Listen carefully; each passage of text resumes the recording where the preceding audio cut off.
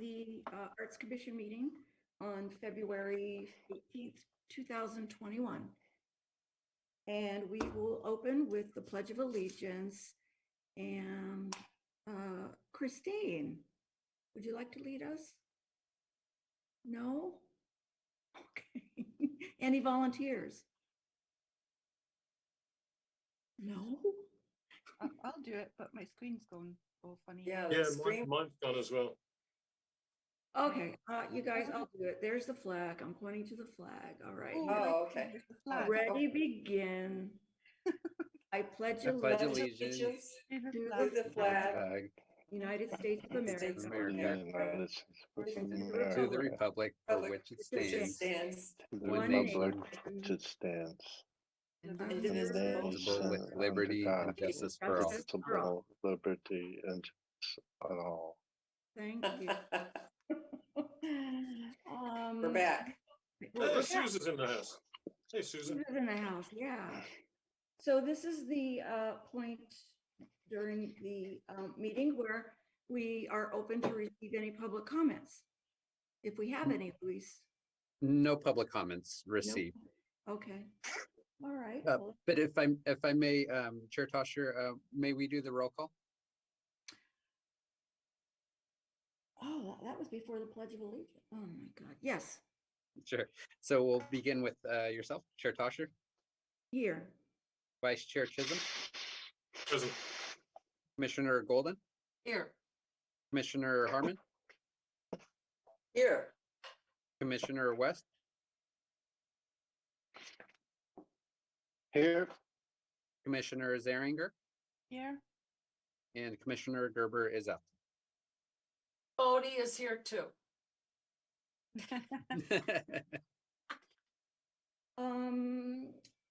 The next item on the agenda are our consent items, which tonight is only to approve, correct the minutes from the January 21 meeting.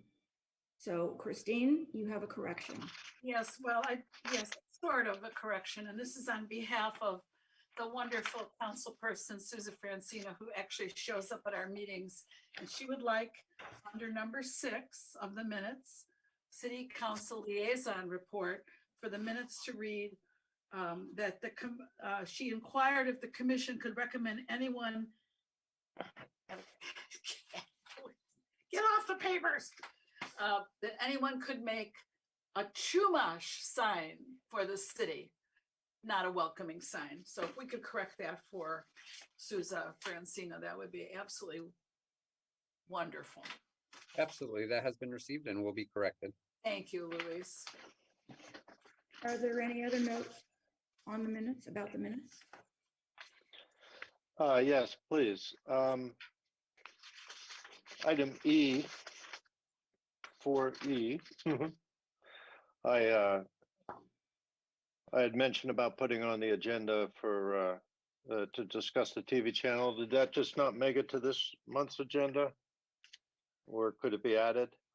I had done a little research on that. Yes, and I believe that our liaison Yes. So did some research from the city's end on what we would be allowed to do and what we're not allowed to do. correct. Well, And then to answer Commissioner's West's question, Chair Tasha, I believe you and I, we'd spoken, we talked about possibly putting this on the March agenda. So this will be coming next month's agenda, if that's okay. But I think in advance of that, there's no point spinning our wheels if there are certain restrictions on the city's end.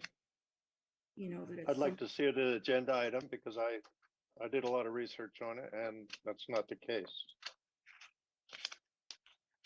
All right. Why don't you share that with Louise and we'll talk next meeting in greater detail. We just, this agenda is going to be very full, so put it to next. Yeah, we can't do everything in the following meeting. If someone has future agenda items, we have to fit in. So we've got awards to talk about. We have the budget to talk about tonight. So that can go on for March. And we had the piano to talk about too tonight.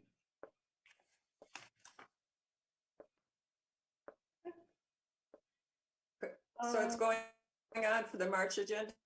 Yeah, Perfect, okay, all right. thank you. Louise, can we absolutely make sure, and Marcy, make sure that does go on the March agenda then? And I know that Smitty has done a lot of work on that, All right. it'll to go on March. present it, right? Yeah, but you know what? If everyone fine. wants to have really long meetings, we can do that and keep adding things on, but we were really limited and Louise and I discussed it. There are things that we're, sticking to our calendar so we don't get behind in the things that we're supposed to do. Are there any other comments, changes, notes regarding the minutes? No, I have a comment and I just, Sammy, did you lose the Where's Waldo hat? Is there a hat to go with your shirt? Or Oh, is that a point of information or a point of order? what's the point of order, I think? Very good. As I will make a comment. I just want to say that thank you, Louise, because the minutes are so clear, so well written and so accurate. And that's just since you've been doing it. So just thank you so much. Really You're most welcome. Okay, well, not having any more comments, I'll entertain a motion to approve the minutes as corrected. so move. Okay, Second, Okay. Okay, so we'll go ahead and do, You we'll want go a ahead and roll do, call? yes, we'll go ahead and do roll call. Chair Tosher, Yes, Commissioner Chisholm, aye, Commissioner Golden, Yes. Commissioner Harbin, Yes, Commissioner West, Aye. and Commissioner Zaring. Aye. Motion passes. okay, great. We're gonna move along and open our annual budget discussions. Everyone can pull out their chart for the budget where we have just the blank spaces, and then the page behind it, you can see what was awarded last year, how much we've spent so far. And we can kind of base our numbers on that. I didn't receive from anyone a budget request from their individual committees. Did anyone send one that maybe I didn't get it?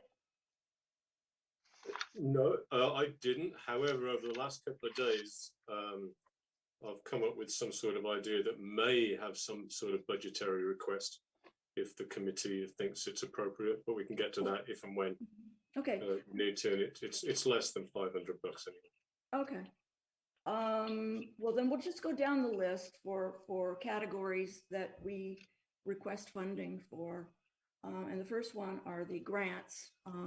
For several years now, the grants have been $25,000.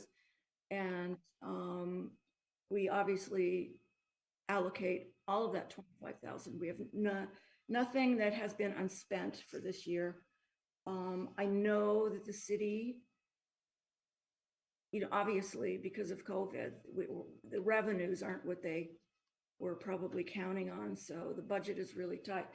But the way I feel about this and the way we can kind of do this preliminary discussion before we get into more of the numbers, the way I feel about this is that if we don't ask for it, things improve, the city's coffers fill up. We can't go back and ask for the money again. Oh, things are better, there's more money, we want to do this program. So my feeling is that we ask for it and hear what the city has to say. Maybe there's a way they can just earmark it, hold it in abeyance pending more revenue stream. What do you think, Luis? Could it work that way? I mean, it's a little bit hard to say. I think if I had to give any sort of recommendation, I think we should try to be, definitely mindful of the situation and just try to stick to close with what was asked, if not maybe a little bit less. But I mean, you're right. If things were to improve, we can't go back and ask for more. I think ultimately, we do want to go ahead and be mindful of the situation, you know, whatever the request is. Of course. Okay, anyone have any thoughts? Linda? Linda? Thank you. Yes, I was looking it over and I was not again going to request anything for the committees I'm on, which is art acquisitions, Mhm. city gallery and the city and art museum, that section. Mhm. Because I don't think we need to be, that would be one place we could cut. I just feel like the art grants are one of our most important programs, and that is something I think we can go ahead. I feel like we should be able to go ahead with those for the next, Mhm. period. Mhm. So I would encourage us to go reduce all the other committees and And the goals are of that committee and whether or not we want to continue that committee going forward. And if we do, like, for example, for Rotary, and you know this, Scott, Smitty, for Rotary, we award a student of the month in physical education, and we award a student of the month just as student of the month. We could do an award for an art student of the month and have them come to a meeting and get a gift certificate for art supplies. That would be another, oh, you know what? I'm doing the wrong program. This is what happens when you're in your 70s. I'm doing the wrong program. I'm thinking of the student mentor program. But I'm sure there's all kinds of ways we can do art education if we put it, brainstorm as a group. But like I said, not tonight. I don't think it's appropriate for tonight. We want No. to get on to awards pretty soon here, I would think. But eventually, we should probably talk about that program going forward. All right, so That's my history. Sorry, I went on too long. but for purposes of tonight, I'm just gonna leave that as undecided. We really need to talk about what our vision is for that committee before we can think about how much money we want for it. Got a couple hands up though, Marcy. What? You got a couple of hands up. Oh, there, I see Sammy. Yeah, Sammy. I just wondered what the Ojai 21 series was. I mean the Art 21 series. I don't think I It knew that. was a PBS. It was a PBS program that PBS made, and we got permission from them to run the films, and then we advertised it, and we also had a speaker there to just lead discussion afterwards. It was really a good program. I think that's And you can actually probably Google it and see it probably on PBS or YouTube. yeah. Did you hear that? It's me. Okay. Yes, Nigel. Just very briefly, arts education. It occurs to me that with this magnificent new brochure that we have, and if we're talking about having docent-led tours, it wouldn't be a terrible thing to have some money in that, so that we could actually afford to pay some docents to do it, or possibly use it as an educational tool for some high school kids to lead the docent tours. That's just a thought thing. Don't need to discuss it. Tossed it in like a grenade. There you go. All right. Okay, then I we like won't the idea of we won't students. write it off. We'll, Sammy? Sorry, No. I'm just saying I like the idea of students being docents. I think that's It's a terrific. great idea. Yeah. Yeah. Okay, so we will, to be continued, the discussion regarding how much money we'll need to do what we want to do for something like that. And then the Public Art Committee. This We do is, not need any money to ask for any money this year. okay. And then Public Relations, Robin isn't here, but Sammy, do you have thoughts about what you'd like to do after June in terms of PR that would require money? I don't, for this year, I don't think that, I mean, I know we're talking about next year, but really I can't recall very many times in which we've needed to, have any expenditure. Usually it's just, we just put things out on social media or in the paper, and those are cost-free. So unless we were sort of wanting to put flyers out for some reason or having some things printed up, we have done that in the past, but before that came out of I can't remember what fund, but yeah, I don't remember spending anything much in public relations. I Okay. think if I may add, was there any expenses to adding or running any ads in the Ojai Valley News? At one point there was, and I can't remember what it was for. Yeah, but I think we wanted to, or was that something different at work? You know what? I can't remember. I'd have to, I really can't remember. I work on different things and I can't remember for different people, so. Boy. Linda, When I was involved in public relations, we never had to pay Ojai for that. So I don't think know if that I'm would thinking about clarify. something I mean, they published whatever. they wanted. Yeah, I think I'm thinking about something else I did for another Hmm, body. okay, so that you know, I don't know. I have if a comment to make on that. What? Marcy, I have a comment to make on that. Okay, Um, For sure, we do not pay for anything that goes in the OVN. I've had a conversation with Bob Daddy about that. It's considered city business.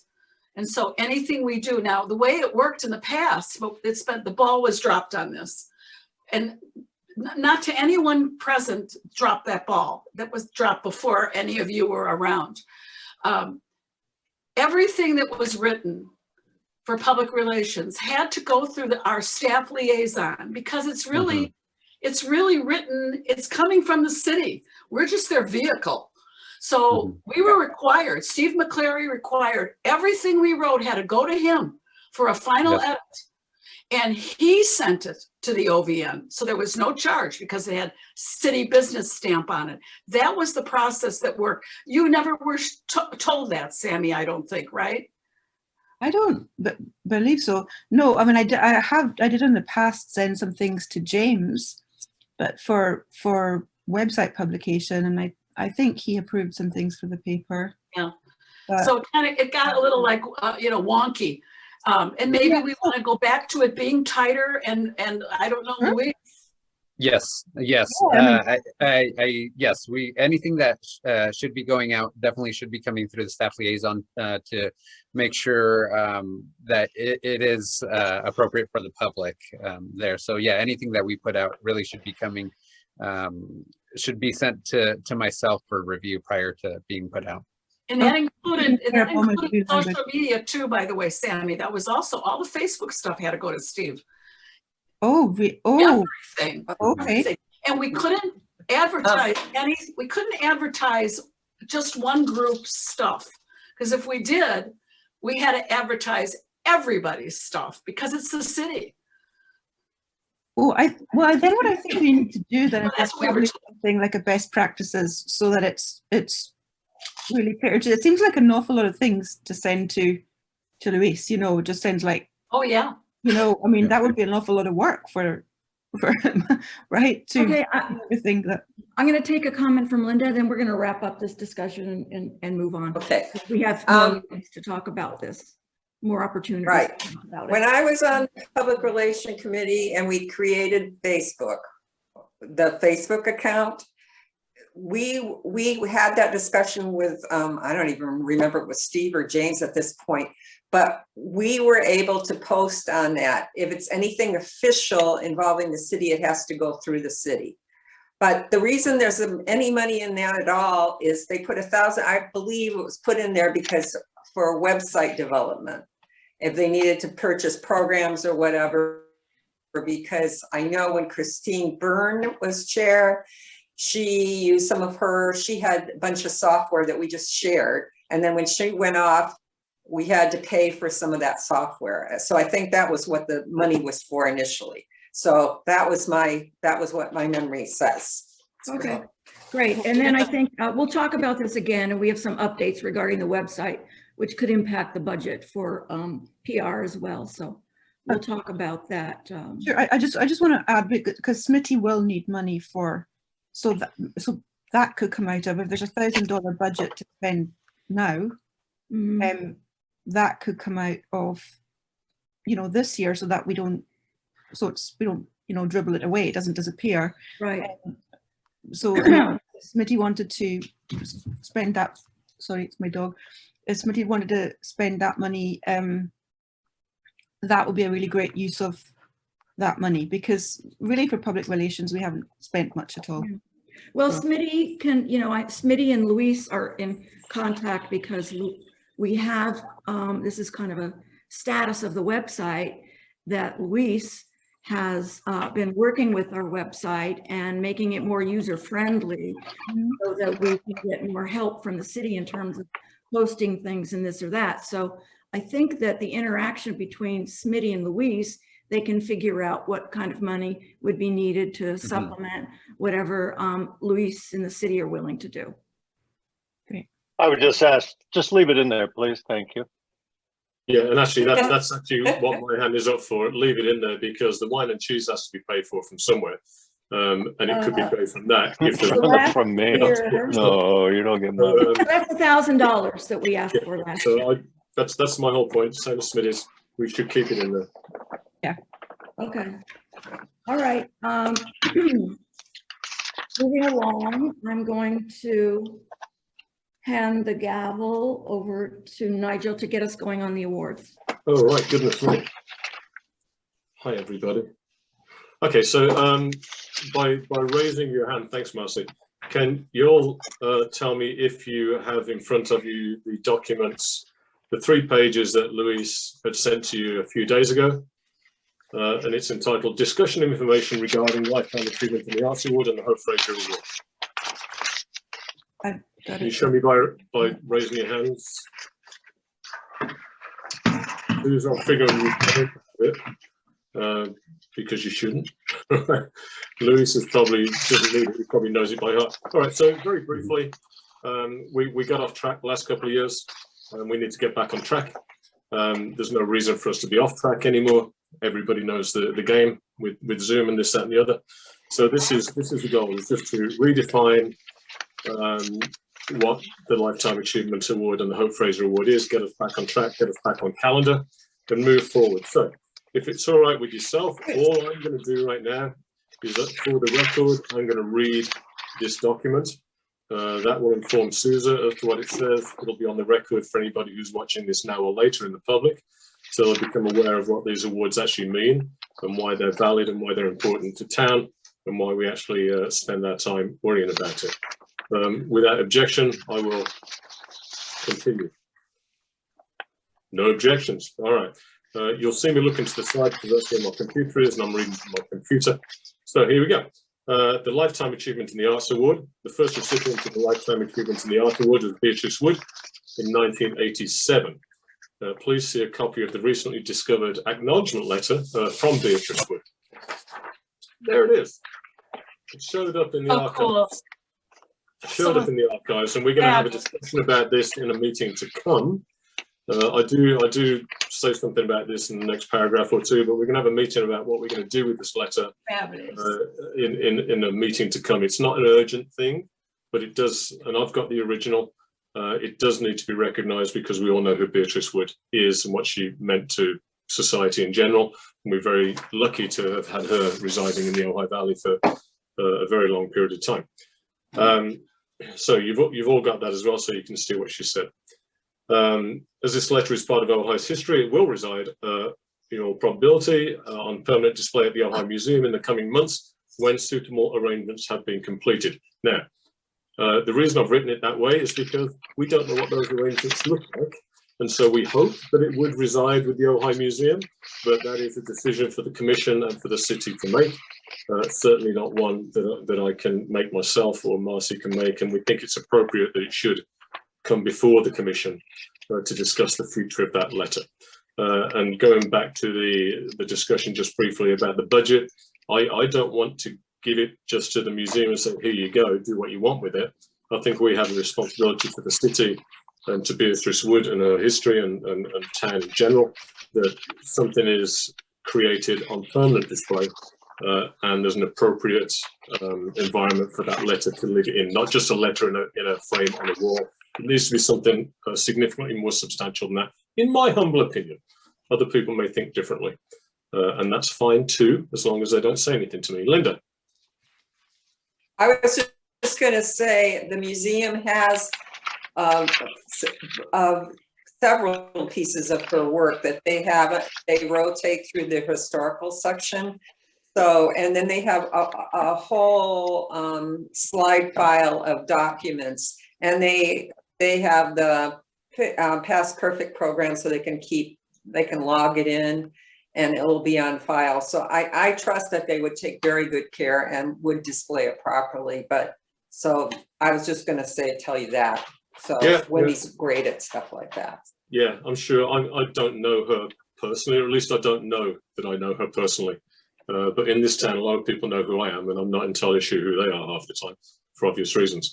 But nonetheless, the problem with trusting people with something like this is that you just don't know, and they leave, and somebody else takes on the job. So, just it occurs to me that we should formalise the process, so we know what's going on. But Well, you know, and I don't. That's what the past perfect program is for. They log in everything and give it an assignment number, just like our work that's stored there goes under the same system, so that it is a sense of continuity from one director to another. So we can talk about that. We can get together and I can fill you in on what the program involves, and you can make an appointment with Wendy too if you want. Yeah, thanks. It's very, very possible that I'm the wrong person to deal with this because I don't have any institutional knowledge about what goes on there. So it may be that I should pass this letter over to somebody else who does have that knowledge or does have those connections. The main thing is, of course, it gets taken care of properly and appropriately, right? Right, so thank you for that. Right, the Lifetime Achievement Award is an annual award recommended by the Ojai Arts Commission to the City of Ojai and subsequently awarded by the City of Ojai. It's typically presented by the sitting mayor in an official ceremony and entered into the minutes for posterity. Its most recent recipient was Barbara Hirsch. As an acknowledged community of artists and artistic integrity, this award and its nominees should be taken very seriously as the apex and the manifestation human form of what the Ojai Arts Commission do and its raison d'etre. And I think this is important. I think I can't say what happened before me, but I think any time we give an award, it's a big deal. It really is. And we should, as a commission, do a better job of informing the public who, why, when, and where, and get a crowd going on there. And I've got some ideas about that moving forward, some of which I may have shared with some of you at other points. But you know, I've been to some of these things. They're not particularly well attended, and I would like to see them much better attended. And yeah, okay, I can drive that. I know how to do that. While it's of critical importance that all Ojai Arts Commissioners have input into the nominees, and indeed should nominate an individual, it's also important they have independent information on each nominee in order to balance their process. As such, the Ojai Arts Commission has established an awards committee to accept nominees and research each one. That committee will then produce a brief on each nominee and present them to the entire Ojai Arts Commission prior to a vote on an eventual recipient. So all we're asking for here is if you have a nominee, then let us know. We're not going to discuss it when you nominate somebody. That will go to the Awards Commission. They will prepare a brief, and a month later we'll come back to the commission with the briefs, and you can read them. We can have conversation at that point if necessary. Please note, prior to nominating an individual, the following Lifetime Achievement Award criteria. This is set in stone unless we as a commission decide to add or detract to or from it. Okay. In descending importance, and that's important, the nominee must have proven continuous artistic excellence, have demonstrated community involvement with the Ojai Valley, have established recognition within their field, be a resident within close proximity to the Ojai Valley, and be of any age. I do have a question in my mind, which we don't need to discuss at this time, with regards to number 4 and how that manifests with regard to current, past, here and there, now and then, however people move. So we can have that conversation. You'll find in your agenda packet a list of past recipients. I'm not going to go through them, and a list of some previous nominees. It should be well noted that that list is not inclusive, although Luis probably has a full list of nominees somewhere. and should not be intended as either an exhaustive list from which to choose a 2021 recipient or a list from which others have been purposely excluded. It should simply be viewed as giving examples of some who may have the attributes that we want to consider. So it could be from the list, from a fuller list that we can produce, or it can be somebody brand new. Either way, you should have a look at the list. Luis, do you have a larger list?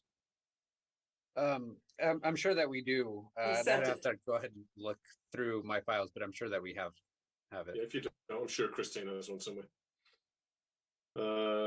Right, with that in mind, with all of that in mind, it's the awards committee invites nominees for the 2021 Lifetime Achievement in the Arts Award from all commissioners. Your nominee may be selected from a complete list of previous nominees or someone whom has not been previously considered. So I just read that again, didn't I? When we get the awards, your nominees, we will consider them, we'll create packets, and at our March meeting, this is on the agenda again, we will present you with packets on each nominee, and we will pare the list down that we will get from Luis or Christine or somebody or Marcy, whomever has it.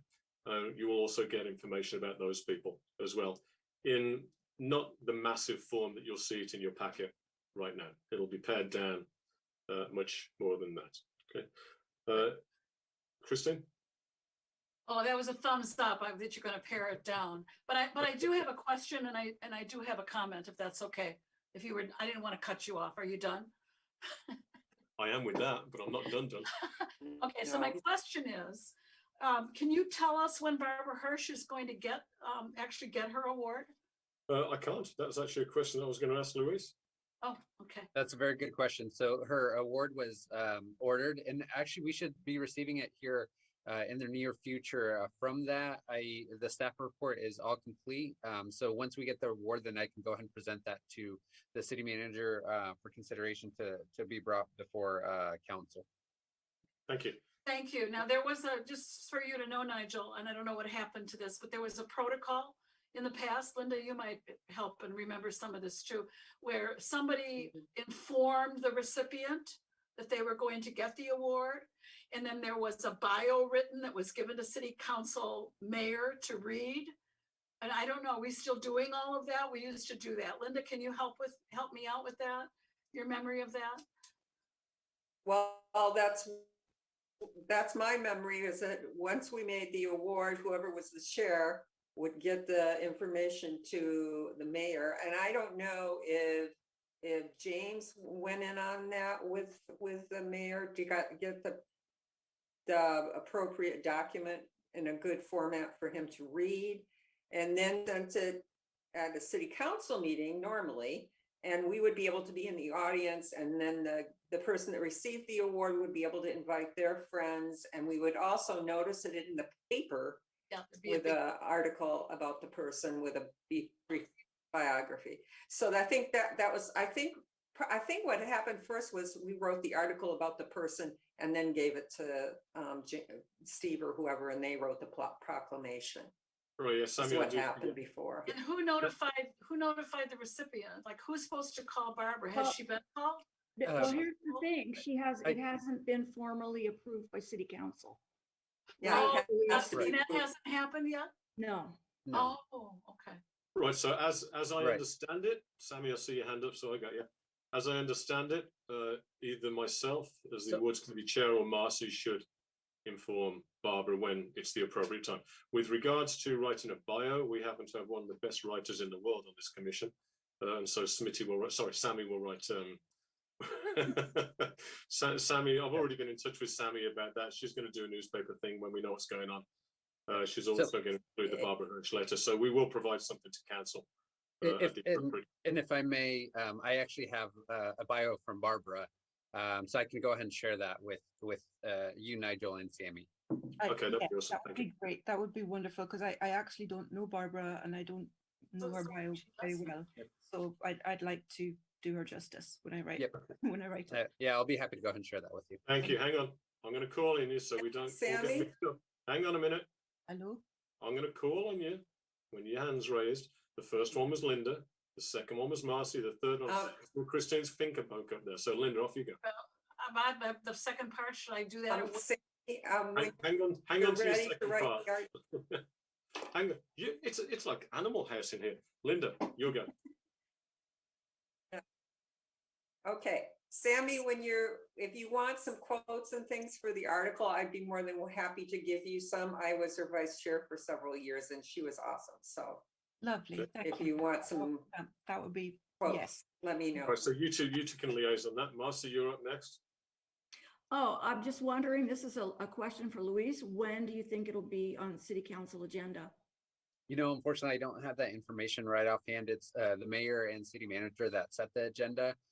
So again, I was just waiting for the award to come in before I presented that item, because obviously we don't want to present the item without the award, you know. So it is a little hard for me to go ahead and tell, but like I mentioned, as soon as the award is received, then I'm going to go ahead and move forward with presenting that item. Well, Louise, typically their award look at our calendar, and our calendar was always given out in May. April. Oh, May. All right. Okay. Right now. All right. So we're done with that. Oh, Sammy's hand's back up. But Christine, you had a finger above, but I think you want to talk about the second part of it. Sammy, are you still related to the first part of it? I am. And Okay, go. what I was going to say was the Beatrice Wood letter, I think might be worth like a sort of article by itself in the paper, you know, because that's pretty cool. Yeah. So as well as including it with the Barbara Hirsch Award, and you know, just to I think that's deserving of a piece by itself. Great idea. All right, so with regards to that, I agree with you. However, we may have to wait for that article in that case until we know the disposition of that letter, what we're going to do with it, right? We do it on Otherwise- Facebook, though. Sure. Yeah. Yeah, we can. All right. Are we allowed to recognize Susan, or is she an invisible ghost here? No, she can't talk. Go on, Susan. Isn't Beatrice, they're having a birthday celebration for her March 3rd. So there's probably going to be something in the paper about that. Just so Okay. you're aware of that. All right, Sammy, if you can log that into that fantastic brain of yours, that'd be awesome. Right, so we're done with that. Christine, on to the second part of what you wanted to say, please. So my second part is on the page immediately following the list of Lifetime Achievement Award recipients. The very next page is page 11 of 17 in your packet. It says, here are some names the commission has considered in the past few years. It's referencing the Lifetime Achievement Award, but it has 3 people who were moved to Hope Fraser are listed.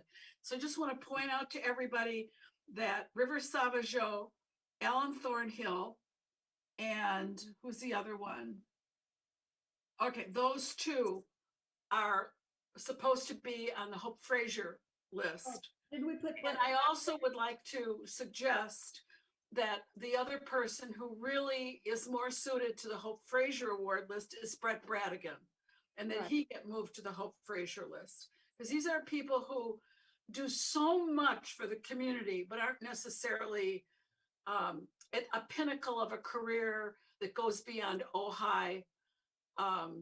You know, has a Beatrice Woods kind of bio, but they're so deserving for all the things they do to make our community art aware.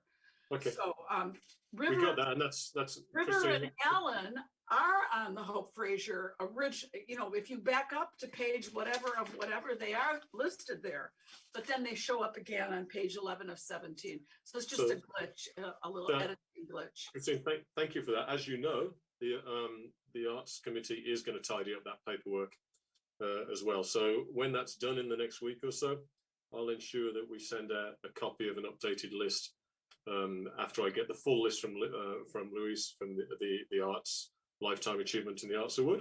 Then we'll tidy up those lists. We'll move people to where we need them to be, and we'll send it out so everybody's got it. Thank you. Thank you, Nigel. You're very welcome. Thank you. Linda, you had your hand up. No, that's okay. Never mind. Oh, go on. I'm on your committee.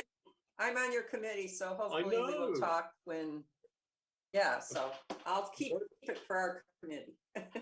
And I don't know about anybody else's camera, but the top 3 pictures on my iPad here are the Arts Committee, and I think that is wholly appropriate that we're at the top of the pack. Anyway, on onto the Hope Fraser Award. So, named in honor of former Commissioner Hope Fraser, the Hope Fraser Award has historically not been awarded each year. It was given in special recognition of an individual when it was felt that they had achieved an exceptional level of social and cultural contribution to the Ojai Valley in or for the arts. That contribution may be in myriad areas, including but not limited to increasing participation in the arts, expanding the avenues of the arts, increasing the sensitivity of the human condition through the arts, or in my case, through a pint of beer or a glass of wine every now and then, I suppose. Instituted in 2008, after the untimely passing of Hope Fraser, there have been to date only 6 recipients on 5 occasions. You'll find their names in your agenda packets. Now, just a very personal note here. I noticed that my name is, I only looked at this the other day for the first time when that came through from Louise. I noticed the name right underneath mine is John Slade. That kind of choked me up a little bit. So it's an important award. We know how awesome John was on every level. So we shouldn't just think these awards aren't important. They're very, very, very important. And we should treat them with that seriousness. Any list that John Slade gets on, I'm happy to be on the same list. Also in your agenda packets, you'll find the names and information of previous nominees for the Hope Fraser Award, and we will update that within the next week. It's clear that this award has remarkable value and meaning. While it's clear that there are significant benefits of not awarding the Hope Fraser Award every year, it's certainly possible that the Ojai Arts Commission may have a backlog of deserving individuals, and we may do well for the next few years to play catch up. I'll invite your comments on that in just another 3 paragraphs. As the Arts Award Committee chairperson, it's within my prerogative to ensure that the Hope Fraser Award, it's within my prerogative to ensure that we award the Hope Fraser on a yearly schedule until such a time where we've gained back some ground, at which point I would suggest considering a bi-yearly award schedule for the Hope Fraser. I invite all commissioners to nominate individuals that they feel reflect and embody those above noted criteria for the Hope Fraser Award 2021 by March 2021, the same as the Lifetime Achievement Award. If you know anybody that you want to get on that list to be considered, we want your nominees in via email to me by March 1. After that, hey, 2022. Upon receipt of nominees, the award committee will follow the same protocol and timeframe as for the Lifetime Achievement Award. The next paragraph, I think, is very, very important. And I don't know it's been considered before. It's been assumed, but we all know what that means, right? I would note that nominees for both awards should be affected within the Ojai Valley and be an upstanding individual in general, because who a person is as important as what a person does. We don't need to go into that anymore, but I do think that this is something that we should consider as you ponder on the nominees. All right, I'll invite your questions, your comments, observations. Go, anybody? Sammy. I like the idea, and I think there's plenty of scope in the valley to award this award more often. I think there's plenty of people that fit the bill, and I don't know if we need to actually schedule it as an annual award. That's up to us all, but I like the idea. I think there's certainly plenty of deserving people, and you bring up John Slade, and wouldn't it have been nice to, award him that? Who have you got To there? get awards, in it your would have lap? been nice if you knew about it. Oh, this is Pepper. Hi. Hi, Piper. He did get it. No, Oh, I'm Dad? not going to entertain. I'm not entertaining any questions from Pepper, even if he puts his paw in the air. By the way, She just hasn't been groomed lately. She looks like a little old grumpy man, but she is a girl. okay. So on We're very that, gender fluid in our house. So. all right. Thanks. Talking about long meetings, as against long faces, long hair. Christine, you have a comment? I do, and I think what you put together here, the explanation of each of the awards and what the criteria is and what the history of it is, I just thank you. It's so outstanding. And as I think I sent an email to somebody and said, I hope it becomes a template for how all committees, you'll notice on the calendar, committees are on several times in a row. And this is again going back in history, because the first time a committee came up, it really was what Nigel just did. It was giving like, why do we have this committee? What are the goals of this committee? What is it we're trying to achieve? And we have turnover on the Arts Commission. So that was really helpful to people who were here for the first time. And so just thank you, Nigel. I just really applaud what you did and the effort that went into that. Thank you very much. Linda? All this information used to be on the city website when, a long time ago, when we created it. There was a page for each award category, and it explained why the awards were given to who they were given, and it had a list of the recipients. Is that still on the website, or is it not on the website now? I don't know. Louise? That's a very good question. I'm not familiar with it. That doesn't mean that it's not there. I'm just not familiar with it. But I can do, yeah, I can go ahead and search our website. Okay. Was it on You the might wanna check. Ojai City? Yeah, was it on the Ojai City website? It or was on the Art- Arts Commission website. .org. All right, It and was on the Arts so Committee. Smitty may be up for our webmaster with the red shirt, may be up for getting that fixed with some of the public art funds. The website is um, not up to date. Right, so There's people who haven't been commissioners for so many years. yeah. So with that, I'll just wrap up by saying, if you have a nominee, I need it by March 1st. If I get it on March 2nd, it's not going in this year, right? For either the Hope Fraser or the Lifetime Achievement. March 1st is the cutoff at 11:59 p.m. Don't come crying to me if your dog threw up on your shirt, or your dog ate your hat that matches your shirt, which is why you're not wearing your hat, or whatever. Okay. We will provide the information that you need to make a good decision. We'll have a good discussion about it. We'll find the right people, and we will honor them in a fantastic and appropriate way. Linda? I just checked, it's on the website with a complete list. Yes, and that, yeah, I too was gonna go ahead and say that. I just checked and it is on there. All right, good. All right, so Marcy, with that, if there's no more questions, thank you for the time. I very much appreciate it. Thank you all for listening. Thank And you. on to the next. Okay, we got to move along. And Christine, I'm going to handle the gavel to you to talk Thank about you. what's happening with public art. Okay, so we have a lot of things to talk to you about, public art things, and we haven't heard enough from Nigel, so we're going to call on him first. And Okay. Nigel, do you want to give a very quick update, if you have any update on Clough Vista Park or Matilah Poppy?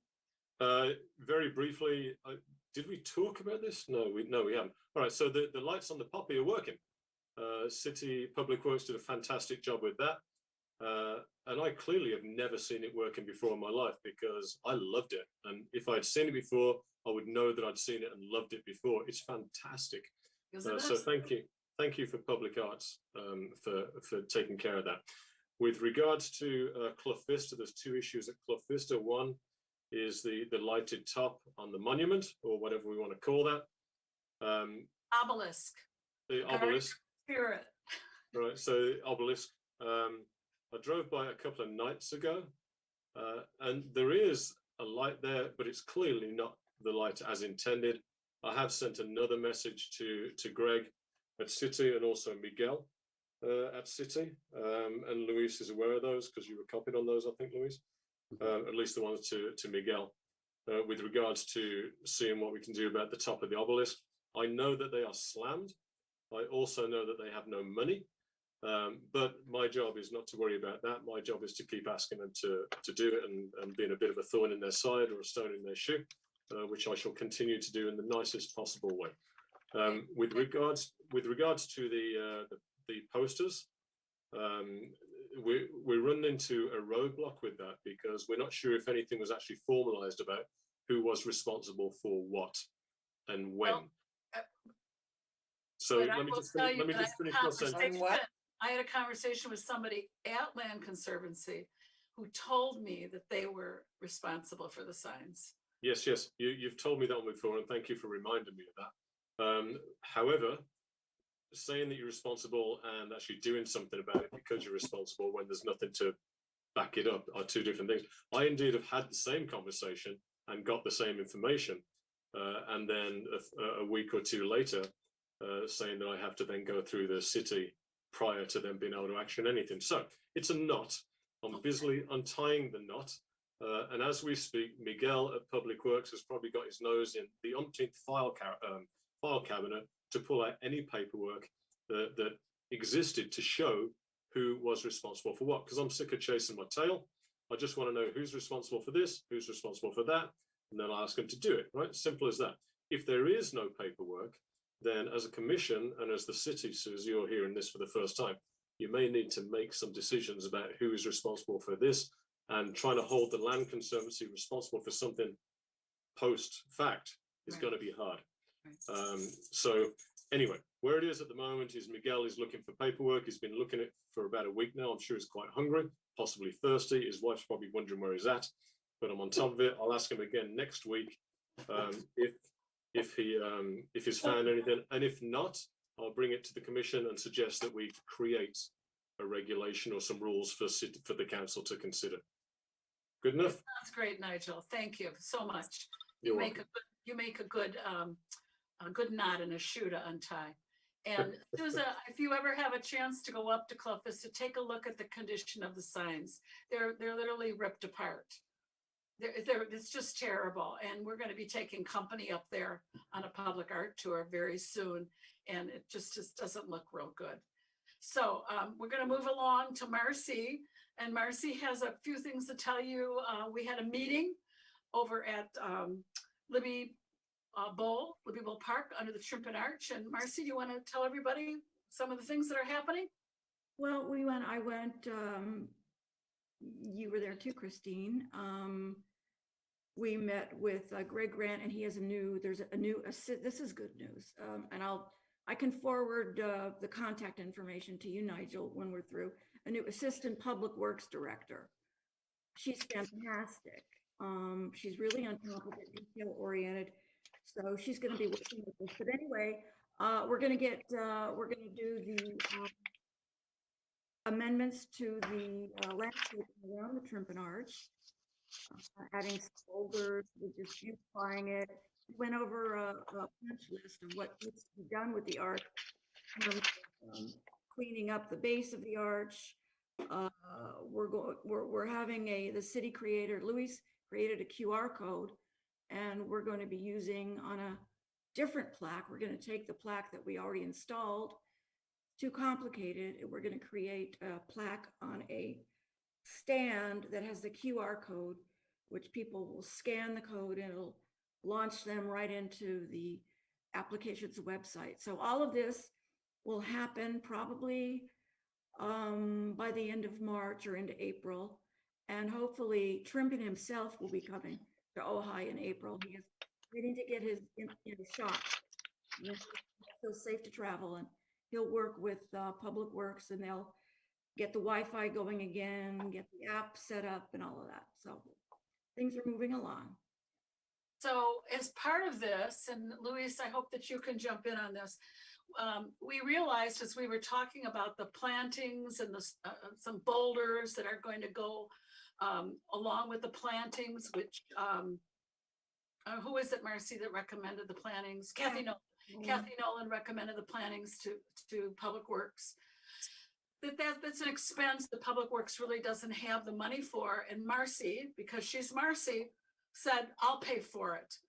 But I would like to ask everyone if we could do a one-time request of City Council that the money that we're not going to spend on the Student Artist Mentor Program, that $5,000, plus the $1,000 from the Public Art Committee that we didn't spend, that's $6,000 total, that we could ask the city if they would please earmark it for Public Works, for this work that's being done. We've been asking for this work to be done for over 5 years.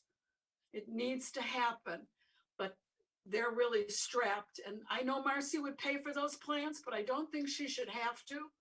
So I don't know if that is a vote, or Luis, if you want to explain it a little bit better, but I think we have to put a caveat on it that this is a one-time only thing we're asking, and it's only because of COVID and because we understand the Public Works is strapped, because the kind of work is not appropriate for us to pay for, actually. It really isn't. It should be coming from Public Works because it's maintenance of the park. But to help out, and because we have this money, that's $6,000, I'd like to make that proposal. So Luis, do you want to Sure. comment Sure. on that? And I'd like to go around and see what each of you say one at a time. Sure, absolutely. So first things first, I got to give credit where credit's due. You know, James Hahn, our IT technician, he's actually been helping out a lot with the QR code. He's actually the one that developed the QR code and also working with the website. But that aside, yeah, we definitely would want to go ahead and take it to a vote. In addition to what you were saying, the other expense that's going to be coming from this work here is going to be the expense for a new plaque for the Trimpan Arch, and then expense for the annual application for the actual application to go ahead and work. So in addition to the expenses that you were saying, those are two other expenses that we want to go ahead and keep in mind. So that money would not solely be allotted to just Public Works, but to the entire work that's going to be taken around that area there. Okay, now I want to kind of clarify something you just said there, Luis. Mhm. Because the money that would pay, we have to pay the application, what's it called, scrutinizer? Yeah, scrutinizer. Scrutinizer, the application that holds the music, that money can come from the Public Art Fund. That would be allowed because it's taking care of a public art piece. Same thing with the sign, the bronze With sign. the plaque. That's the plaque can come from the public art. So I want to separate that. We're not asking about that tonight. We don't want to ask about that tonight. Okay. We'll come back with you with a hard figure on that in the future once we know what that amount is. All we're asking on this is, can we make a motion that City Council will consider earmarking the money we didn't spend, the $6,000 we're not spending out of this year's Arts Commission budget, separate from the Public Art Fund. We're not touching the Public Art Fund. We don't want to do that. It's risky business. But can we ask City to earmark that $6,000 to Public Works specifically for helping out with buying the plants and the rocks and the labor that's involved in fixing that area around the arch? Oh, they have the rocks, Christine. They have the rocks in their Public Works yard. Oh, So they have rocks, so it's just the plants at this point? buying the plants and Not then gonna be less than associated 6,000. labor, you know. I think it's like 15 plants, probably at $40 each, so it's gonna be less. Anyway, that's the idea. So I'm gonna go around with, instead of hands up, I'm just gonna go around, let everybody comment. I'm gonna go in the order I see you. So Scott, would you like, have a question or comment about this? But, I mean, why don't we just do it? I mean, we already have the money. Why complicate it? Well, it has to go through Public Works, so it's city business, it's complicated. I understand what you're saying. but Okay. Yep. Yeah, wouldn't that be nice? And then next on my screen is Linda. I would like to know the amount instead of earmarking $6,000. I mean, I would like a ballpark amount because we have other things on this agenda along with the public piano thing. So I kind of like to know what you're asking, the amount you're asking for. Okay, And not, I don't think I would hope it wouldn't cost $6,000 to put in buy some plants and put them in. okay, all right, we'll find that out. I'm not against doing it. I just want to know how much you're talking. That's a great question, Linda. Thank you for that question. And Marcy, you will follow up on that? Okay. Yeah, and This project. Okay, fabulous. Sammy, you're next on my screen. You want to? Really, that was what occurred to me, what Linda just said as well. I mean, how much are we talking for, plants and stuff? That would be good to know. And yeah. Okay, good. Thank you, Sammy. Nigel? Yeah, I don't see a problem with it. It's I am a fan of returning money to the city this year if we can, in some form, because I think that shows our willingness to be a good steward of the funds and to help the city and this, that, and the other. So again, it would be nice to have some sort of ballpark about what we're asking for, Yeah. if possible. But in general terms, if we're not using that money for mentoring, then we should certainly use it for something that we've been waiting for years to get done.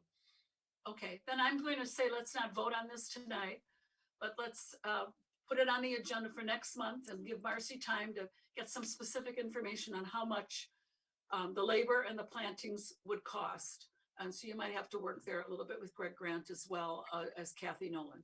So thank you, everybody, for listening to that and for helping us straighten our thinking out on that, because those are really, really great suggestions. And we'll get that information back to you. Okay, the paint box plaques are in. Yay! So they're going to get installed, I believe, next week, Thursday. We're going to be meeting over at Libby Park, and also we have talked, or Luis has talked to the Oaks, and they are giving us permission to put a sign in directly across from the Leslie Marcus box that was painted. Luis, do you have pictures to show everybody? I do. Let me go ahead and share my screen here. So let's go ahead and see. So that's the first one there that I'd like to go ahead and share. Can everybody see that picture? Or let me go ahead and do this. I think that's a Leslie Marcus one. And then here is a picture of all three. And obviously once they're installed, they're going to be installed height appropriate there. But that's all three plaques there. And as you can see, the one for Dominic Bro, his is a little bit bigger because he had both of the. Luis, I'm not getting all three. Are you, the rest of you all getting all three? No, No? Just the Leslie one so far. Have to push Okay. see all photos. Let's go back. And Can I just There we say go. something while we wait for that? Okay. There you is go. that up? Oh, Okay. awesome. There it is. They look great. Yeah, we'll get to you in a minute, Nigel. Thank you. So here's all three plaques, and again, as mentioned, as you can see, the one for Dominic is a little bit bigger because he had both boxes, and then all three of them are in. And what our Public Works Department is going to go ahead and do is make sure that they are installed at an appropriate height. And I believe Christine and Marcy will be there to go ahead and indicate that there. To interfere. So Thank go you, ahead. Luis.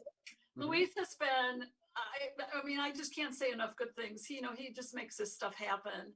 He had to hunt down and find a company that would do this with metal poles, and they'll get installed with concrete so that they can't be wrestled out.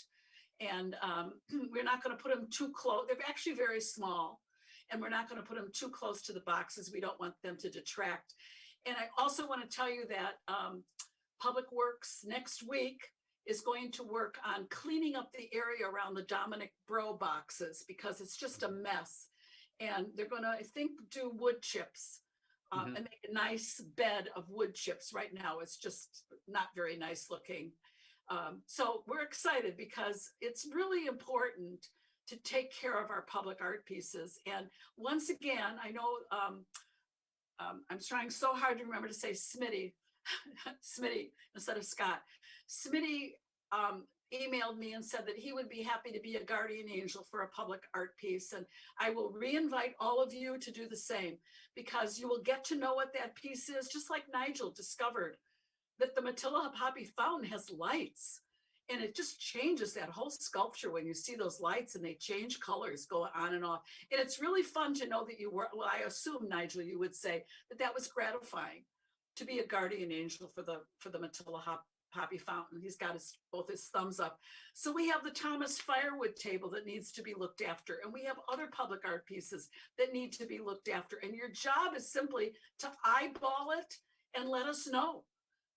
There's over 45 pieces of public art in the city at this point, and 3 people can't do it all. And some of you live around the corner from some of these pieces. And if you would be the guardian angel for that piece, all you're really doing is saying, hey, that piece has got vandalism on it. The city, it would be great if they had enough people to look after all 45, but they need our help. We don't have an art department at the city. We're doing the work. And we're doing it for free. But, it's exhilarating to me when this stuff happens. So I hope that I'll hear from some more of you because I have little jobs for other people if you are willing to take them on.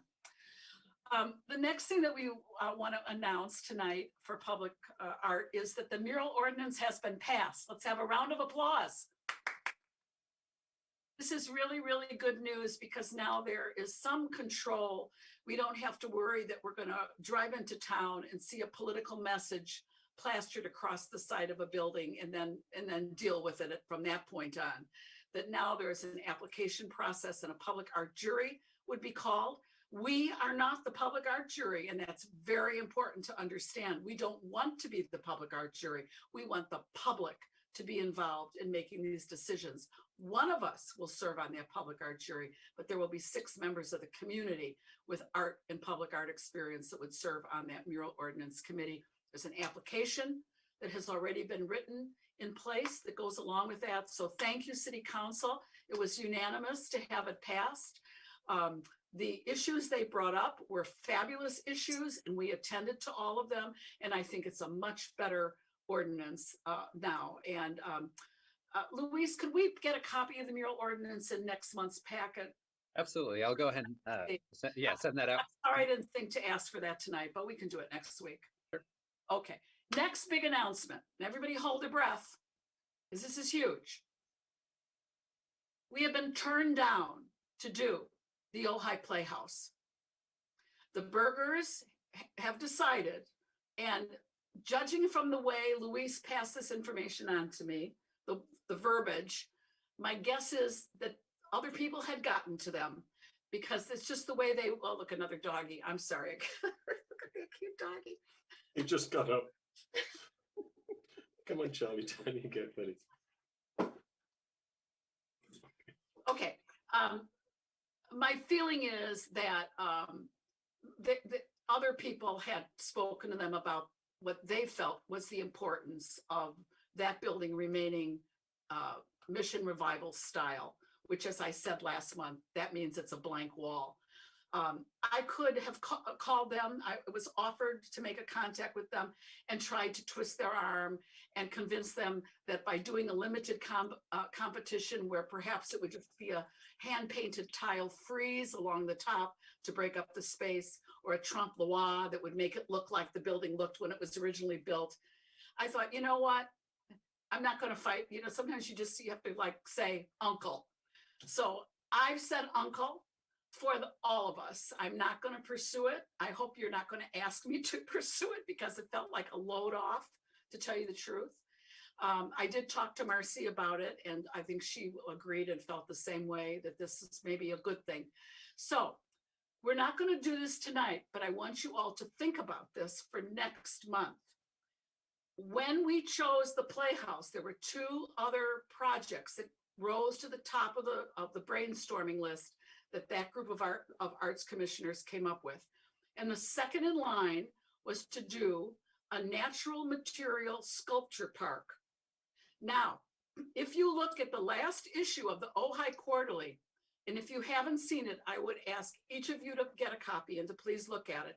There's an article about the 8-acre demonstration park that is being built by the grandson of Thor Heyerdahl of Kon-Tiki fame. His grandson is working with the city of Ojai and with a fabulous environmental organization to create something that will draw people from all over the world to see here in Ojai. And I would like, with your permission, we're not going to vote tonight.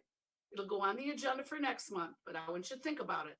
If that should be our project, because wouldn't it be wonderful if we could meet with them, and along the way in this park would be these natural material, environmental, public art pieces that could be educational as well as public art. So I'm putting that out there. We don't have to do it just because I'm crazy about the idea. I want all of you to think about it. And if you don't like that idea, it doesn't appeal to you, please come ready to help create a new brainstorming list from which we can pick a project, because we have $100,000 in that fund, and we are committed. When we take waivers, we are promising to do a public art project with that money, because we said to those developers, you don't have to do one, we'll do one. But we haven't done it yet. Now, remember that it just ballooned in 4 years. There was no money in it, and then boom, 4 years later, we have money to spend on a public art project. Okay, I'm gonna go around the room again, because I think that works really well. So I'm gonna call on you in the reverse order that I did last time, although your faces have all changed the order, so maybe I won't. I'll start with Nigel. Comments? Yeah, firstly, thank you for hanging in there with the Playhouse building for so long. That was clearly a thought. And I'm not a great fan of chasing after something that somebody doesn't want to do. So yeah, screw that, move on to the next thing. The comment that I was going to make earlier was that I passed by the mural on the side of the building downtown that Ray had done, and I didn't see an acknowledgement of the Ojai Arts Commission down there. We had talked about that we thought he'd done it. Ray, if you're watching, put the acknowledgement on, mate, for the Ojai Arts Commission. Now, he could have done it, and I may have missed it, because I'm getting older and my eyesight isn't as good as it used to be. But nonetheless, I didn't see it. And thirdly, where is this Thor Heyerdahl thingy? It's behind City Hall. There's 8 acres behind City Hall that I think, is it Lions Creek, Sousa, that it backs up to? Sousa, can you tell us a little bit about that? Stewart Creek. Yes, Stewart Canyon Creek. Yeah, Stewart, I'm familiar Yeah. with where it is. Yeah. Okay. It's really a very beautiful area. And, well, okay. Yeah, I'm thank going you. to go now to Marcy. Marcy, do you want to make any comment or anything about what's going on with our public art project or moving forward? We'll get to it. We're running on almost 3 hours, so we'll talk. We'll have other opportunities to talk. I'll have Okay. an update next month. Yeah. Okay. Sammy, any comment you want to make or question or anything? I'm in favor of spending the money in the public art fund rather than just having it sit there. I think we need to use it. Oh, you. Yeah, I don't think it's our job to keep it sitting there. I think it's our job to make use of it. So Yes. yeah, I like the idea of that. I think I like the idea of partnering with somebody to do it too. And yeah, interested to hear more. Okay, fabulous. Linda, any thoughts?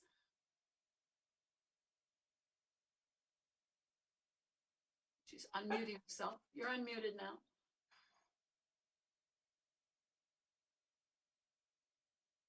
You went back on mute, Linda. Hit your unmute button again, sweetie. Okay, thank you. Thought I did, sorry.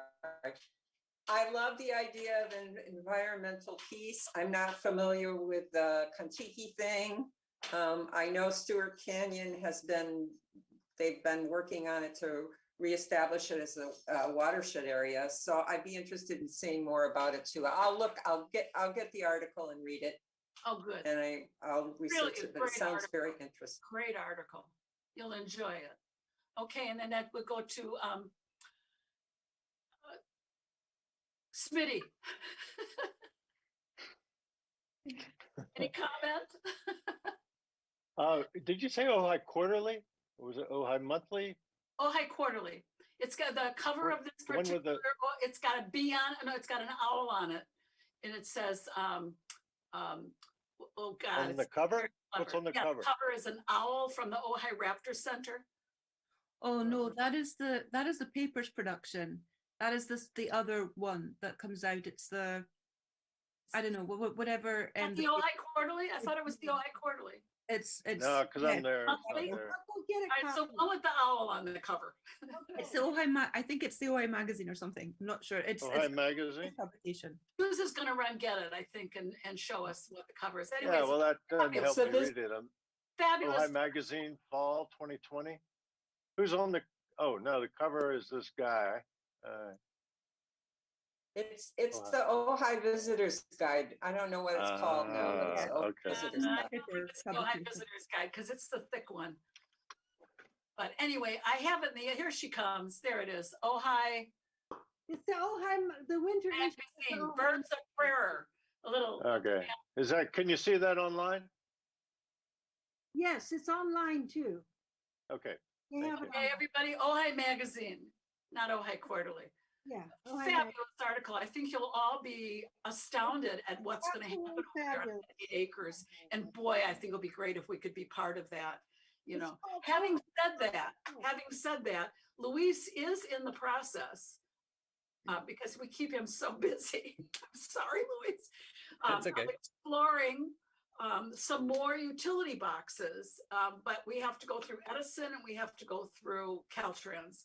But I think there's probably enough money to do another utility box project. And Luis is going to talk about the piano tonight.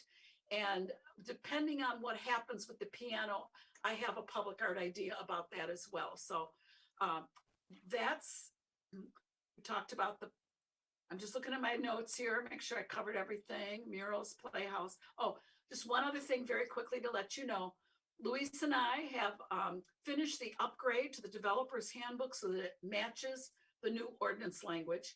And what we're going to do, instead of passing it out to you in a packet, is we are going to create, and it's going to take a couple months because I can't be taking all of Luis's time as much as I'd like to, but we're going to put together a new handbook for everybody that'll have the updated ordinance, the updated developer's handbook, and updated information for all of you. So eventually you're all going to get a new handbook, and hopefully the handbook will go back to what it used to be, which was an orientation tool for new members. So new members sat with the chair and the vice chair and went through the handbook, and that's how you learned about our programs. And I've talked to Marcy about it and asked her if she would like to reinstitute that. And she said, what she said was, thumbs up. So that's it. I'm done. Thank you, everybody, for listening. I love Public Art Committee. Okay, Christine, the next item, and we don't have to discuss this at length. We can bring it up again next month too, was going to be a policy decision that we need to make regarding our public art pieces and the contracts that the city enters into with an artist that's selected to do a public art piece, and what going forward we want our philosophy to be about that. Right now, every contract with an artist, between the artist and the city, specifies very clearly that they are not to reproduce what they create for the city in any way, to distribute or profit from, or it's a one-of-a-kind piece. It's a unique piece that the city, that our public art fund funds to have the art created for us, for our benefit. And our position, because of the inclusion of that language, we wanted exclusivity. We want the piece to be special and all of that. So anyway, we felt that as a commission, we should have a discussion about that, and what we want to do going forward. Do we want that clause in contracts with the artists? Can I jump in here, Marcy, for a minute? Yeah, you could take If everybody could find the handout that was sent in their packet, and if you have it online, it says public art contract discussion. So the Public Art Committee met, and we came up with possible language if the decision is that we would like to give artists an opportunity to apply for an exception to what the language now says is not reproduce the artwork for any other purpose. But if we think, gee, that's awfully strict, why couldn't an artist make a t-shirt, or why couldn't an artist make a baseball cap or whatever? Then we came up with 6 ideas that in our meeting, our discussion, we felt were important as considerations that we're sharing with you to get feedback from you, and also ideas from you on these ideas. So we're recommending them, but it really is up to all 7 of us. All we can do is tell you what we know from our experience. So I'd like to go through that sheet with each of those. I'd like to read each of those and then have discussion on them one at a time. And if we want to we can carry this over to the next meeting if it gets to be too long. that's fine. But let's start it at least tonight.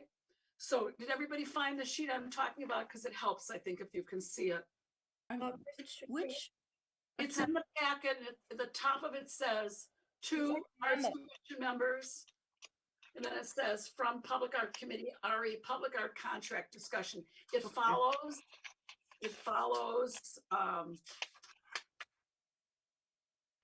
the bio. Can I say of- something? in before a we minute. start this? Hang on, Linda. Let's let everybody Bessie? find it. Hang on. I'll call on you in a second. Just hang on. I see your hand. Okay. All right, we're gonna let people find that sheet. Linda? Yeah, sure. Talk.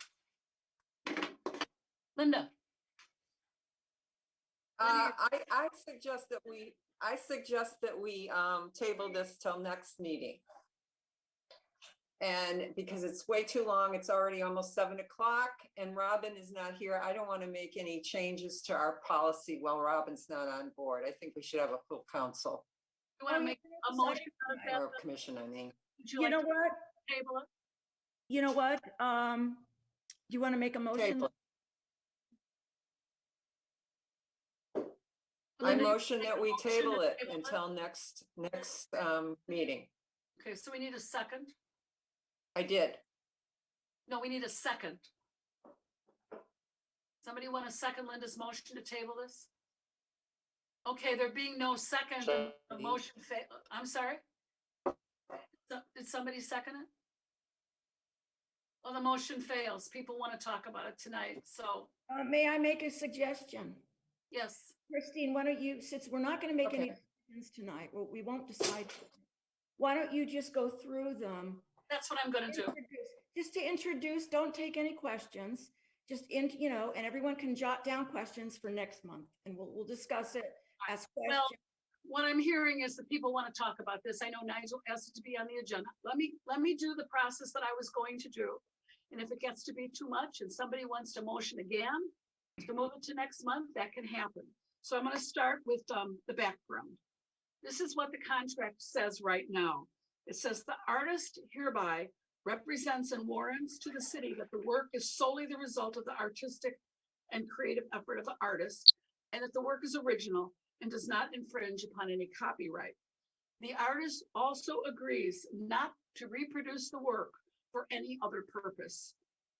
The work shall be completed by the artist as shown in Exhibit A. So that's the current language. So the discussion that we want to have is, does the Arts Commission wish to recommend to the city that an exception clause be added to artwork procedure requirements to allow an artist to apply for an exception to not reproduce the artwork for any other purpose?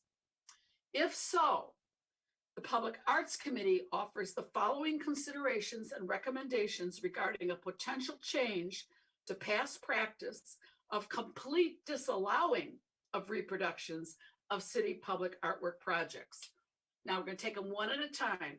The first recommendation is that the contract language specifies that the artwork design cannot be repeated on a similar or same surface. For example, another utility box cannot be painted with the same design. The same wall mural design cannot be painted on another wall, and that the design cannot be reproduced on any static structure. So you don't have a copy of the public artwork as it is installed. So that would be our first recommendation. Okay, now if you have notes, take notes on these. I'm going to go through each one and then we'll go around the table. The second thing we talked about was that the Arts Commission should determine that the proposed reproduction will not devalue the original artwork status as a one-of-a-kind artwork, and as a result, lessen the appeal, the value, and the uniqueness of the original. So what we're saying is that if an artist applies to make some kind of a reproduction, that they would do that and come before the Arts Commission, and the Arts Commission would have to determine that what they want to do would not in any way interfere with the value of the original piece. That's number two. Number three consideration.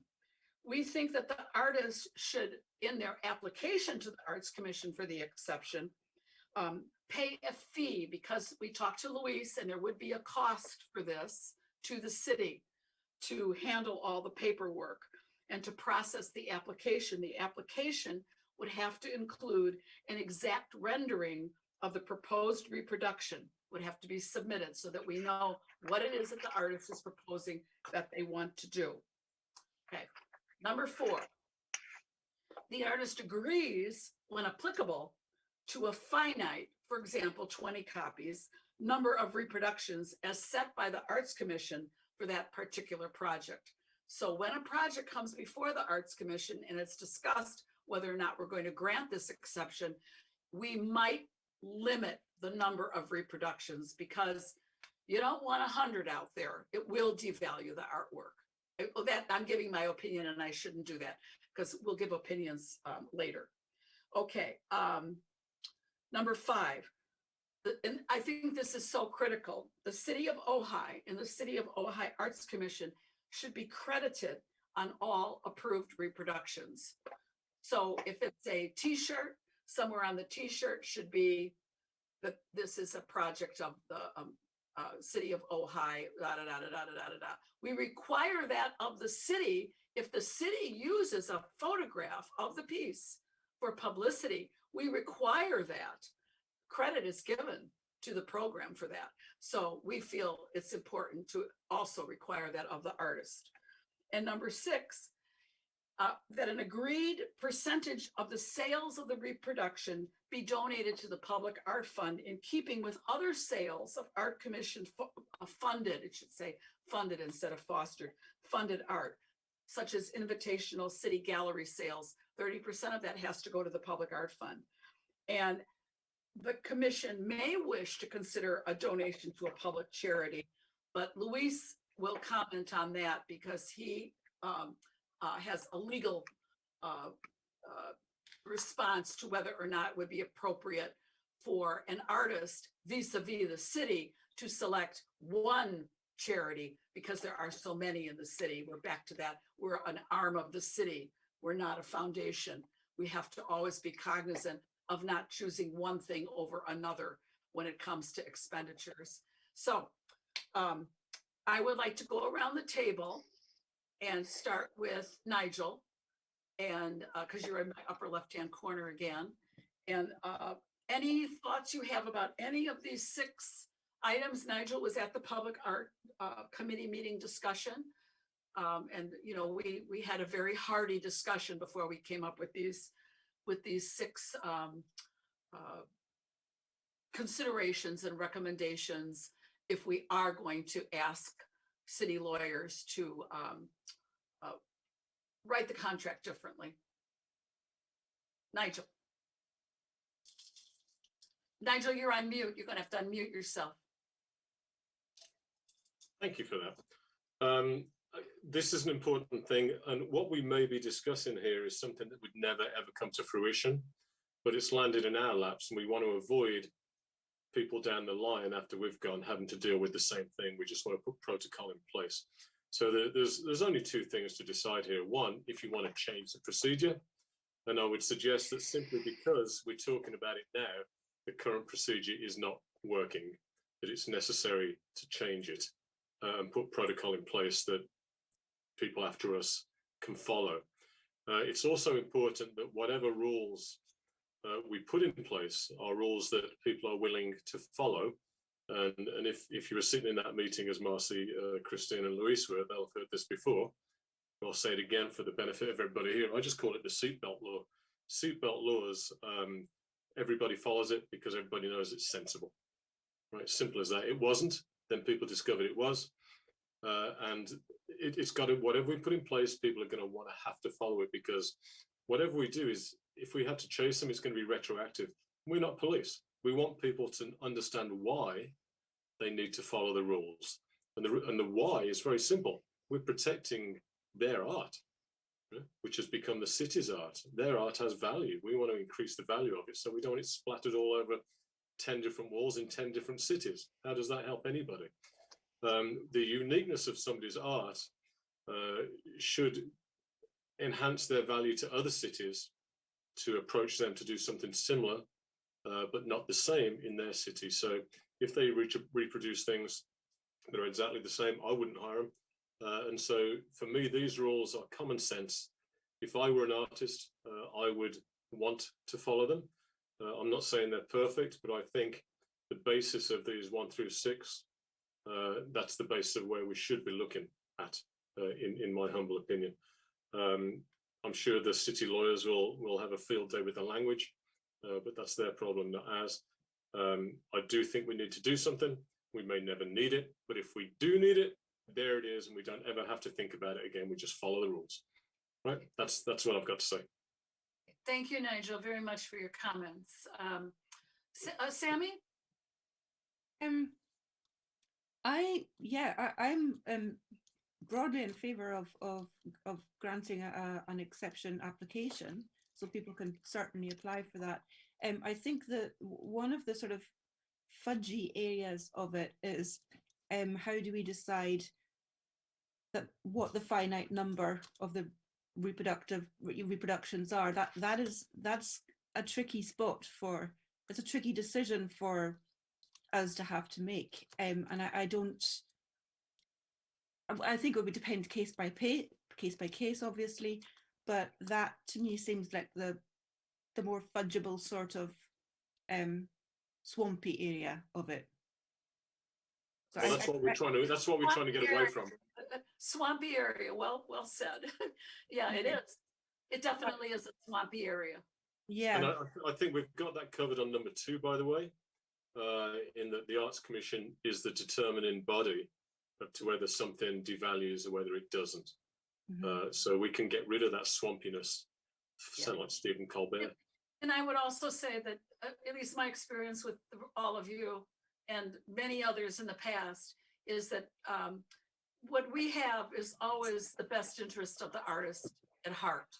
And we do have to balance that with the interest of the city, because what we're doing, we're always doing on behalf of the city, and we are spending money. I mean, the artist is well paid for the project they did.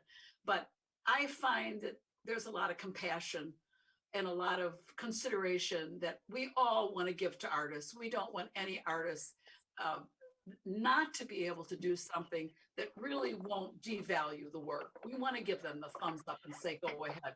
But we want to do it keeping in mind that we have to balance that sticky wicket of what's good for the artist, what's good for the city, what's good for the art itself.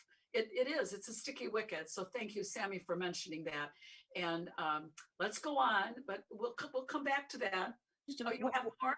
one quick question.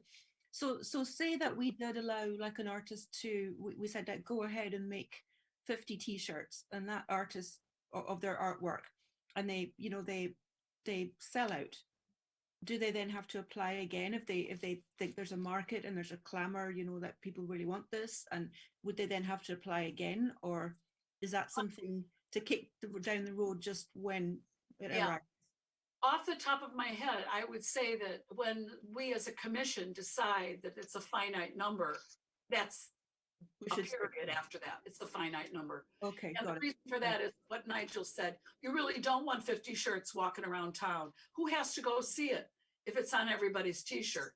It really does devalue, and in my opinion, it devalues the work. But that's something that if this ever happens, an artist comes before us, if this ever happens, that we would have I think, a very robust discussion, the 7 of us, just like things come before city council, and you've got people with different points of view, and we'll work it out. It'll all come out in the laundry, because we're good people, and we want what's best for the program, and we want what's best for the artist. But you're right, it caused a little bit of disagreement, different ways of looking at it. And so it's a critical issue, isn't it? Right? I mean, I see this both ways. I see 1,000 t-shirts walking around as a positive enhancement to tourists coming to see the original in our town. I also see it as a gross devaluation of the original art itself. And I haven't come to a position on that, simply because I really can see both of them. And I'll just give you the example of the Mona Lisa. It's everywhere, right? But I still want to go and see the one in the Louvre when I go to Paris. And so Christine's exactly right. That number is an important thing. I don't know, you brought up a good point, Sammy, about what if they want more? What if it's popular? How do we know how to deal with that? Would they have to come back? My immediate thought is, yeah, they have to come back. We can't just give them a free rein to do whatever they want to do. They'd have to go through the process again, and we'd have to have that robust discussion. And I'm sure it would be robust. But in the end, if something's popular, it's popular. And artists, that phrase, a starving artist, is there for a reason. It's because it's real. And so we have to bounce off the needs of the city, the needs of the Arts Commission, what our goals are, what our purview is, and also the fact that we are here to promote art as much as protect it in our city. So it's a great question, and I don't have an answer for it. And I just want to say that whenever I listen to one of you, Nigel in this case, Sammy and Nigel both in this case, I've changed my mind. And I think that's healthy to be able to change your mind. So I think the fact that all 7 of us are going to discuss a request, if we ever get one, and I doubt very much that we'll ever even get one, but if we get one, that we're going to discuss it. I think that's great, because then you all have an opportunity of talking about something in a way that maybe I hadn't thought of before.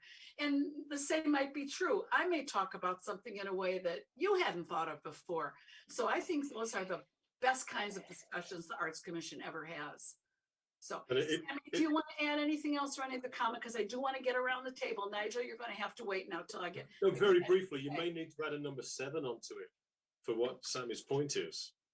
Number 7 is, what if somebody wants to do more? So you've got 6 now. You may, when we discuss this more fully, there may need to be a 7th point. That's all I'm saying. Okay, thank you. Sammy, anything else? No, good. Okay. All right, then I'm gonna go down here. The next person is Linda, but she's not on, so I'm gonna go to Smitty. I'll come back to you, Linda. I didn't see you. I'm concerned. I don't want to get into discussions. Let me just sort of list my concerns. One, I'm wondering if there's a specific situation that we're responding to here. Where the tail's wagging the dog, in other words. That'll be an easy thing for you to answer me. I'm trying to think of what would be a good reason for this. Now, I come from the music background, and if you're a songwriter, your song is yours, and you get your songwriter's share forever and ever, unless you relinquish it. And when you relinquish it, you relinquish it. You can't relinquish it and then say, oh, but now I want a little more of this back, you know. There must be something other cities do. Ojai is not the first place that's had to do this. And my guess is the lawyers came up with this because it's so much easier, because the only thing here that doesn't need constant auditing would be like number 3, did they pay their $25, you know? And that we receive credit, which I think is a little, it's not ours. I don't know. But 1, 2, 4, and 6 all would require someone to be watching, someone to be auditing, someone to be, and then what do? Do you if someone's in violation, are you allowed to sue them? Or, I mean, it just seems like, you know, there's copyright rules already in effect. And so I don't know, but I'm guessing the attorneys just said, hey, it's either your artwork or it's our artwork, and anything in between. And you tried to think of everything, but I promise you, you've not even scratched the surface of the things that it could come up with. And so I'm just sort of, I'm wondering if we're really trying to over control something that has been resolved by other cities with public art. That's it. Wow, I'm going to just comment on what Smitty has said here. Is the tail wagging the dog? And I don't think the tail is wagging the dog, but I know where you're coming from. There was a specific situation. It has been dropped, as far as we know. For right now, that situation has been dropped.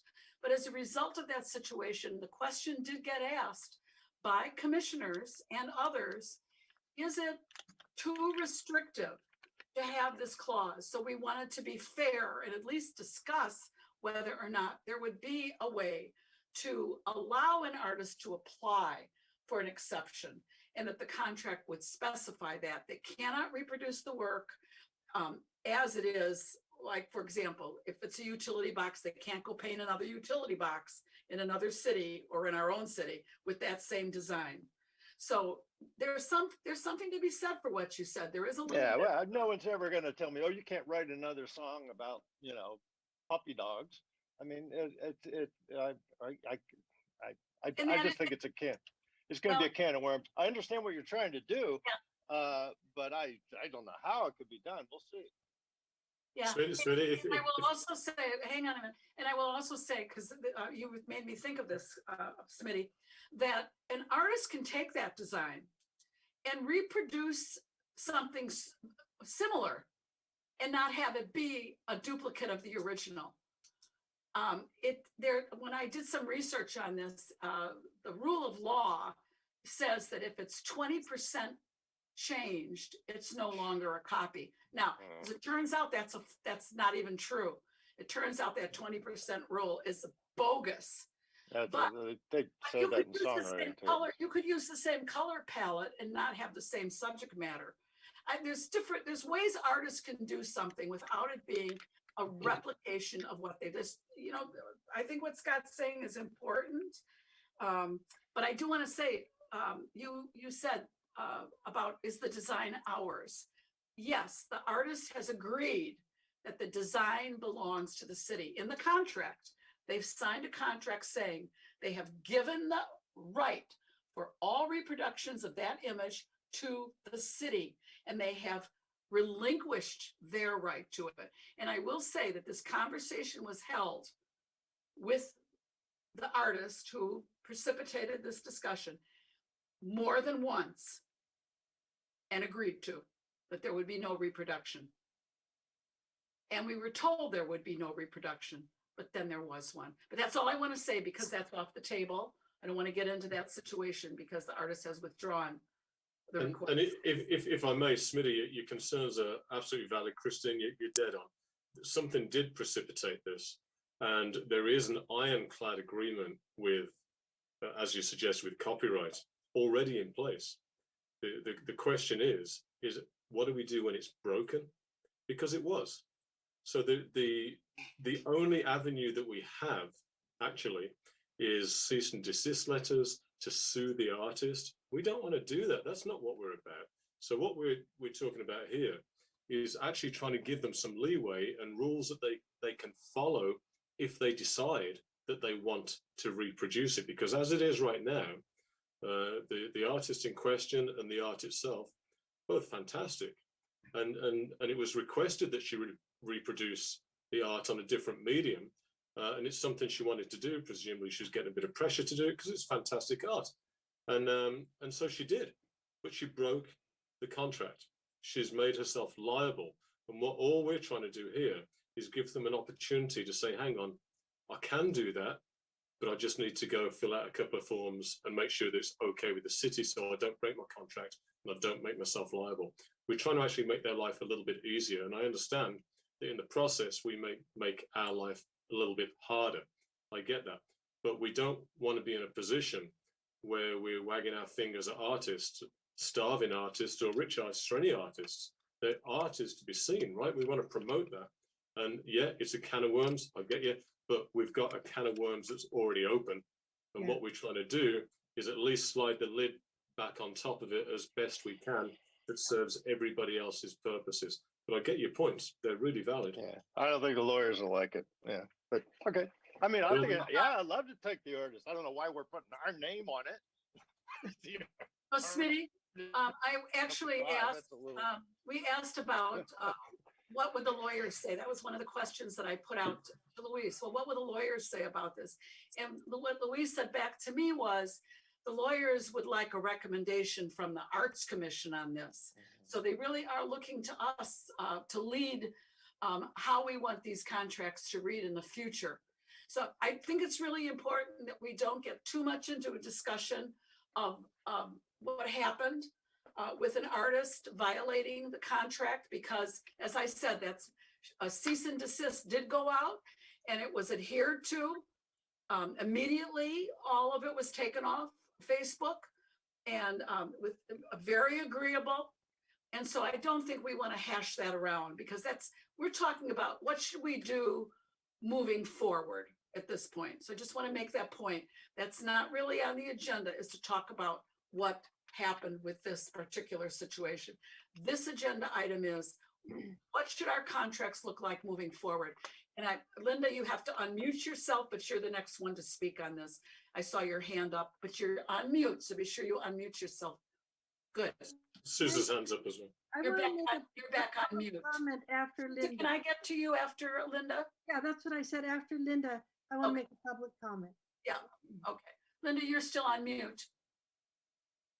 Okay, good. People keep muting me. I muted and it gets muted again.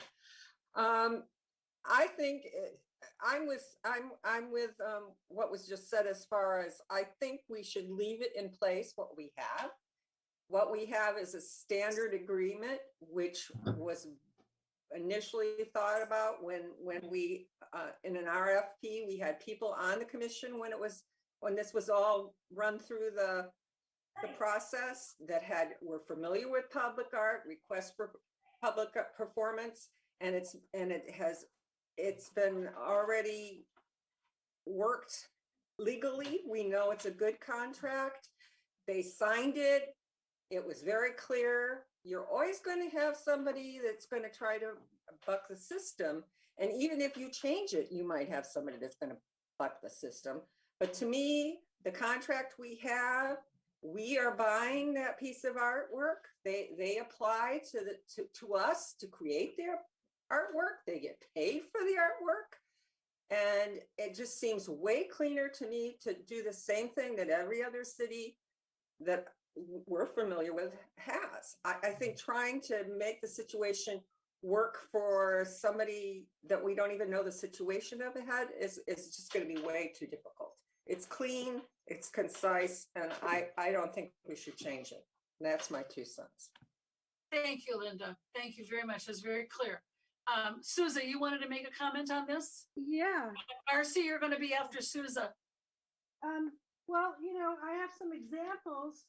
I had Carmen Abalera, make this piece for me. And then a few months later, she asked if she could, and I put it on Facebook and everybody loved it. And if people had wanted to, they probably could have downloaded it and made a print, That's the world we live in. But a few months later, she asked if she could make postcards. She just asked, and I had no problem with it whatsoever because I want to support her. So there's that aspect of wanting to support the artist.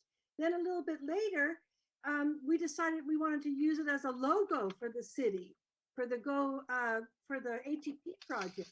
And she gave permission once she realized there was no financial gain, of us using the logo. So those things just happen, or what's the word, organically. But what I really want to say is, we knew Beatrice Wood when she was struggling financially. I met her, I was her lifelong friend in 1957. We had no way of knowing how famous she was going to be and how her work continues after her death. There are so many unforeseen things that I'm in favor. I don't know how to word it. I'm just loving the discussion, and I can see all the different perspectives. But do you remember when she had a T-shirt printed for her? I think it was her 100th birthday. It was she had a drawing, and I think I have the original somewhere. It was a stick figure thumbing their nose at society. That was made into a T-shirt. Nobody could have predicted any of that. If she had, there's so many things that an artist can't predict. I just want to make sure that whatever you do does support the artist. Many of these artists struggle for years before they can make a living. They work very hard to establish themselves. So I just want to make sure that whatever you do does support the artist, and it's fair. And consider the complexity of it, because when they become world famous, those 1,000 T-shirts aren't going to be distributed in Ojai. you're talking internationally. This is the world that we live in. You know what I'm saying? So they're not going to just be walking around in Ojai, and then the thing of when they die, all of that. Yeah. Especially if think- they're famous. Yeah. Right. Okay, I didn't want to cut you off, Susan. Okay. Thank you for your comments. I think what's important to understand here is what we're discussing is that an artist who knew up front that she could not reproduce something and signed a contract that said very clearly that I promise I will not reproduce this.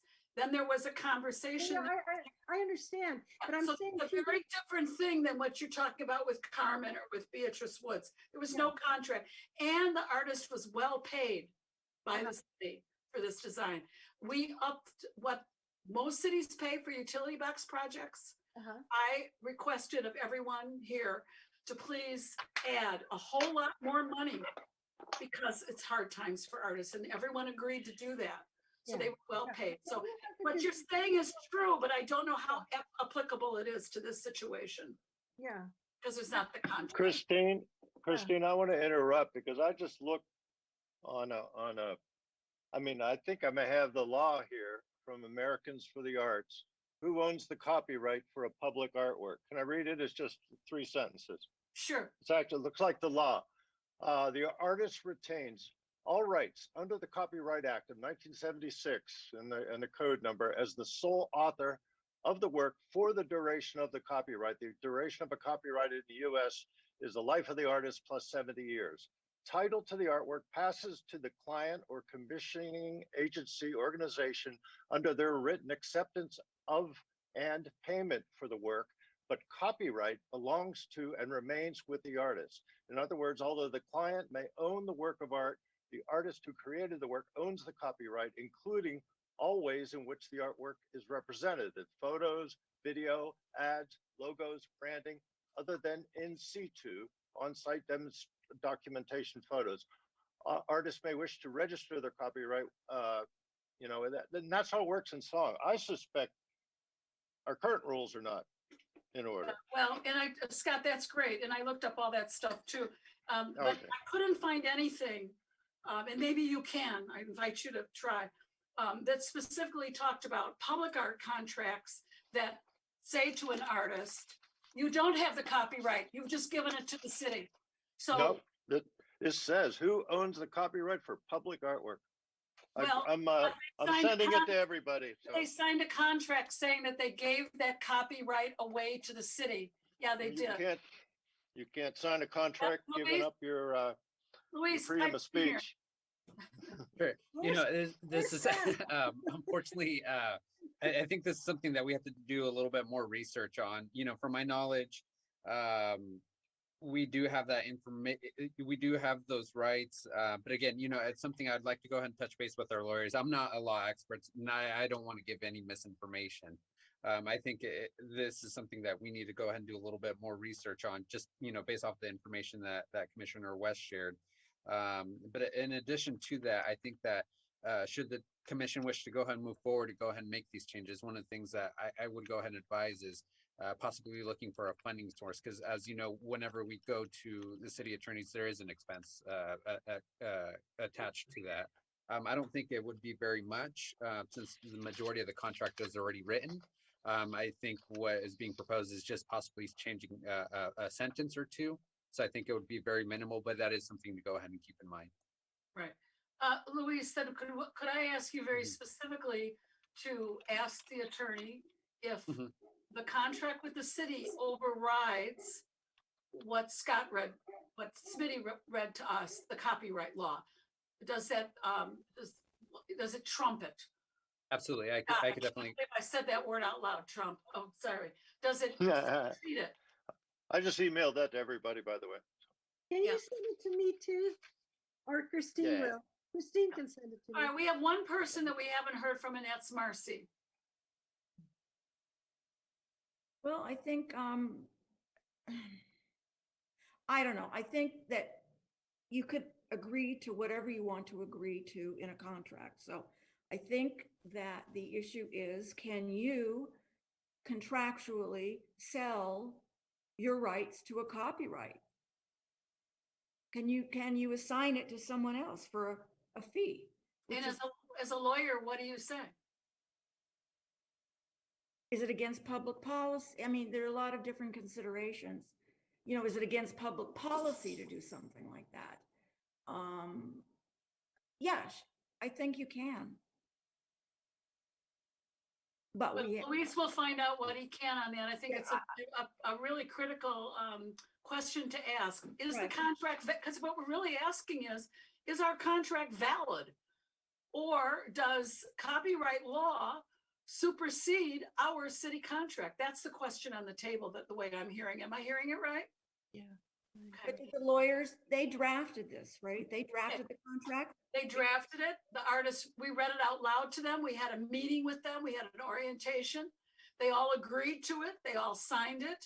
There was a conversation after that where the artists asked, you know, I really want to do this, can I do it? And we said, no, you signed a contract that said you can't, but we would be happy to meet with you and discuss it. This is what happened. We'd be happy to meet with you and discuss it. Marcy even offered to call a special Arts Commission meeting. And this is what the artist said, no, I'm not going to do it. And then the artist did it anyway. So that's just background information to know. And I think it does, you know, it changes how I look at it. If we are indeed responding like the tail wagging the dog, there's something to be said about what happened in this situation. Because clearly the artist knew there was a breach of a contract that was going to happen. So we are responding.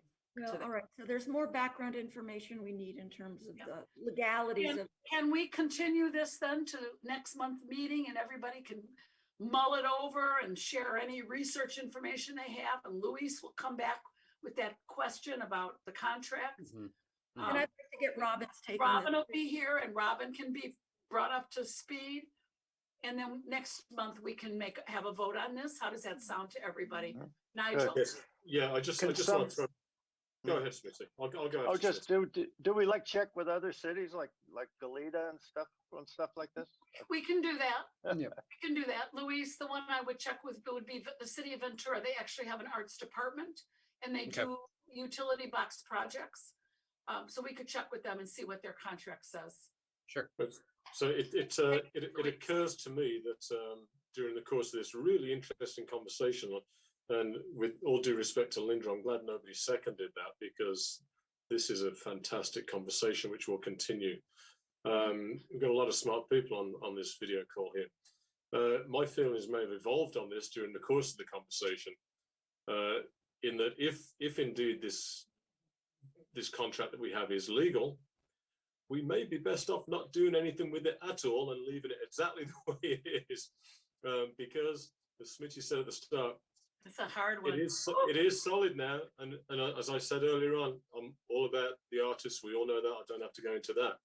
But sometimes we can try too hard, as with the wall at the Playhouse. Sometimes it's just best to turn around and walk away. And this may be one of those things that we don't want to get involved in. You know, if we start pulling that lid back off the box, Pandora may just jump out when we're not ready for it. And so the first thing is obviously to find out if that contract's legal, and then go from there. And I just want to thank Smitty for doing that research while he's actually in a meeting. So thank you for that. Multitasking. It wow. just sound, because I go Okay. through it with music, and it's hard for me to imagine copyright laws are different from music. And yeah, I don't think Thank they you. are a whole lot different. I think they're pretty similar, Smitty. Yeah, Okay. so thank you Okay. for looking that up for us, by the way. Does anyone object to our continuing this discussion at the March meeting? All right, having no objection, then I'm going to ask Luis that you would please agendize that, and also that we would maybe making a vote at the March meeting on which way we want to go. And of course, we've given you homework again, Luis. I'm so sorry. Okay. I just have a quick question for Smitty. Smitty, next month you have an agenda item that we didn't have on the agenda for this month. So if you do it next month, how much time do you think it will take? for that, I think Yeah. less than 5 minutes. Oh, okay, all right. For Yeah, the, you know, and I just want to say the that TV thing, yeah. and I think this is so important for everybody, is that a lot of us served on foundations. I served on foundations. I know, you know, Rotary, whatever your foundations were. It's really different when you're serving on a city commission. Because of the Brown Act, we have to have these discussions in public, and they're lengthy. But I'm so glad that Nigel recognized, and I know others of you also recognize, this is exciting discussion. This is meaningful discussion. You know, this is what, to me, is why I've been on the Arts Commission for so long, because every meeting was like this. Every meeting was a discussion. What are we doing? Why are we doing it? Do we want to continue to do it? What are our goals in doing it? We used to have those discussions at every meeting, and it was really, nobody minded that the meetings were long. It wasn't boring. It's okay if meetings are long as they're fruitful and interesting. Yeah, well, there's that If too. it's just procedural, that's a different kettle of fish. But Yeah. with Smitty, I would just like to say that it's going to take more than 5 minutes. Your presentation may take 5 minutes, but there's going to be a discussion because I've got stuff to say about that as well, and I can be a little bit loquacious. So, so Marcy, I would budget probably 15 minutes for that conversation, to be honest. So 10 minutes, Smitty time, 15, But- 20 minutes, Nigel time? I just need 5 Possible. on mine, but when I do my hope, Greg, 5, everyone's never gonna put want to talk, I times. promise. Never, ever put times on an agenda. I just have to, you know, like I feel bad about Smitty expecting to see that on the agenda, his item, but you know, you've got to, when you're composing, you know, creating the agenda, you got to figure these things out. So I can say, if it helps you, Marcy, that I don't see the awards commission portion of that next month being incredibly long, because essentially what we're going to be doing is presenting packets to people, and then whatever happens after that happens. And so the lengthier conversation would be in April, I presume. So it could be us, the awards committee thing could be 5 minutes, literally, next time. So, and I would prefer to give that time up to Smitty, because I know how important it And is. this follow-up discussion will not be as long next time either, because it will really be in reference to the information that Louise brings back. Right, to right. we can, you know, Right. we've all pretty much expressed, we all will express a view and take a vote on that. Right. So it shouldn't take as long. But, you know, when I first got on the commission, we started our meetings at 7, and there were many times we didn't get out until 10 o'clock, because that's the name of the game. This is a commission. It's the Brown Act. We do it all in public. That's the way it goes. End of story. I've said my piece. There'll be more. Now, can we have a musical interlude, Smitty? Can you give us some Oh. I need a next item? Oh, true. We're going to talk about the public piano. Please. And Luis has a lot of information, and I think he I'll be back. got the email with Sure. the fruits of Luis's labor regarding the piano. Sure. So I'll go ahead and begin with just giving a brief overview of the staff report that I shared. So during the last meeting, it was recommended that we consider or that the commission consider discussing whether the piano should be permitted to remain there at Libby Park, or make that recommendation to City Council. Excuse me. A little bit about the actual piano. It's actually a Schumann and Sons upright piano, which was donated or left there at Libby Park. The piano itself is currently being stored there in the Public Works yard. Now, in its condition, it's not suitable for public display. 34 of its 51 keys do need repairs. 32 of those keys have sharp edges. One of them tends to stick. And actually have some photos that I can go ahead and share with you just momentarily. And another key, the braided brindle strap is broken. So once you hit that key, there's no tones to it.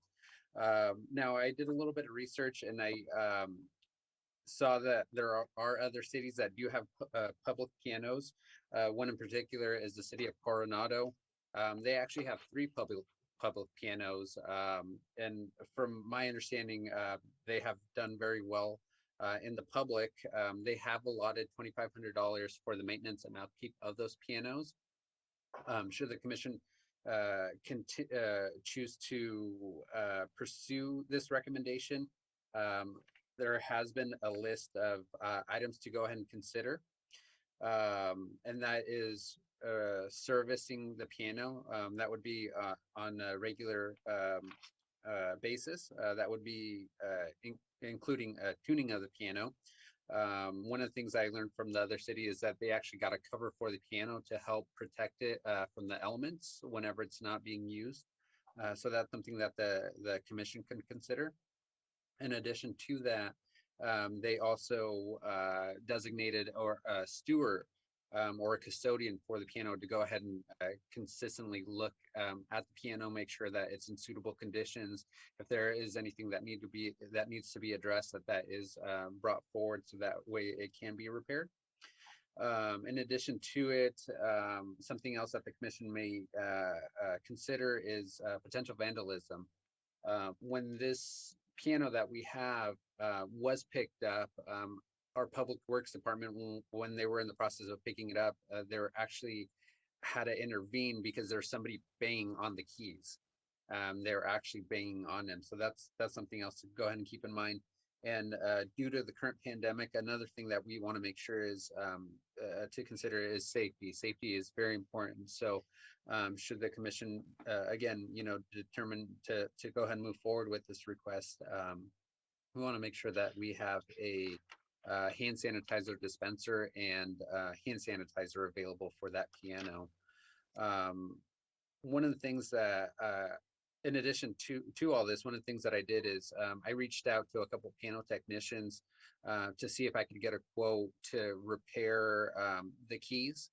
Unfortunately, I wasn't able to get a solid number because I was advised in order to get an accurate quote, the technicians would actually have to come out, look at the piano, determine what was wrong with it.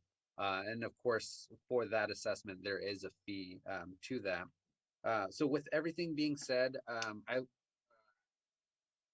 there is an estimated cost, a startup cost of anywhere between $1,500 to $5,000. Again, for the repairs and for the safety measures, having the like a piano cover, things of that nature. So those are a few things to go ahead and consider, and actually have a few pictures of the piano itself that I like to go ahead and share here, if I may. Go ahead and pull that up.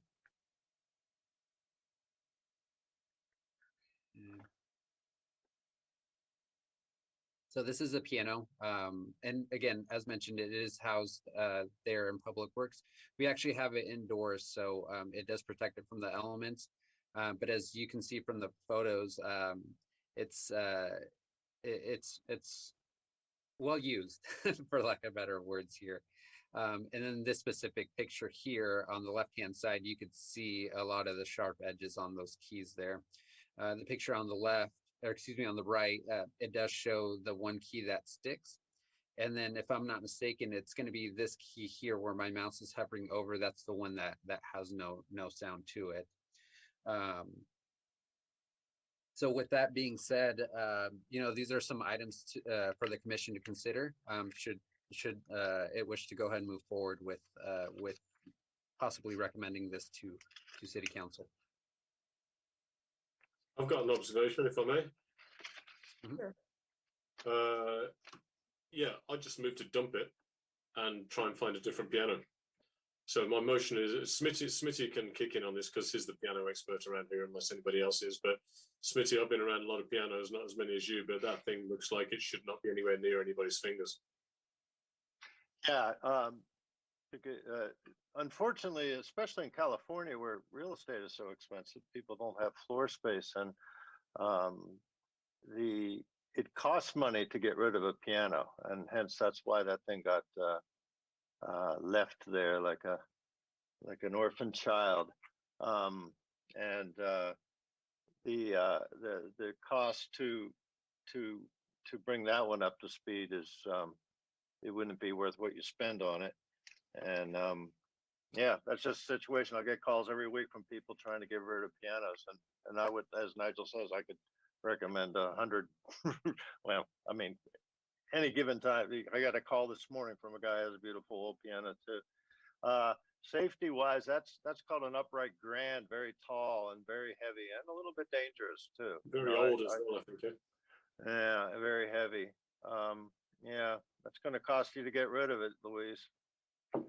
Whether if we want to have, I apologize for bringing this up, just because it was actually a citizen of Ojai called me and said, "Oh, can you sneak out there and tune it for us?" And so I brought it up at the meeting, and you've done.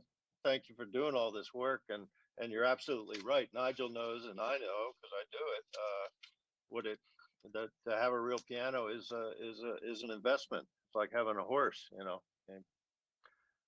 it costs more to maintain it than it does to set it up. So, and there's a specific type of piano that you want for these types of things, right, Smitty? You don't want that upright grand. You want a low bar. You want a low bar. I'm sure there's a proper phrase for this piano. Spin it, yeah. And whatever they're called. But we've seen them at the bars. So and they are around, and you can get them for nothing in good condition. You're not going to be able to keep it in good condition. Is the tragedy of that. But I would defer to Smitty, but I would just make a motion right now that we do not pursue this project with that particular piano. And if anybody wants to second it, knock yourself out. I'll second that. Any So with that, discussion, further discussion? At what Sammy? point can the public ask a question? Sammy, There's some hands up. Yeah. I saw Sammy and then Susan. Yeah, okay, I'm not on mute. I agree. We should dump this piano. It's more of a liability than an asset. But I think I love the idea of a public piano. My question is, how do we maintain that? Are there measures that we can take to stop vandalism? Do we lock it up every night, or do we, do we just have it available? I don't know. I don't know the answer to any of these questions. I'm just wondering, how do we protect an asset like sure. that? Did you look at that? And yes, Can and I I can say share. something?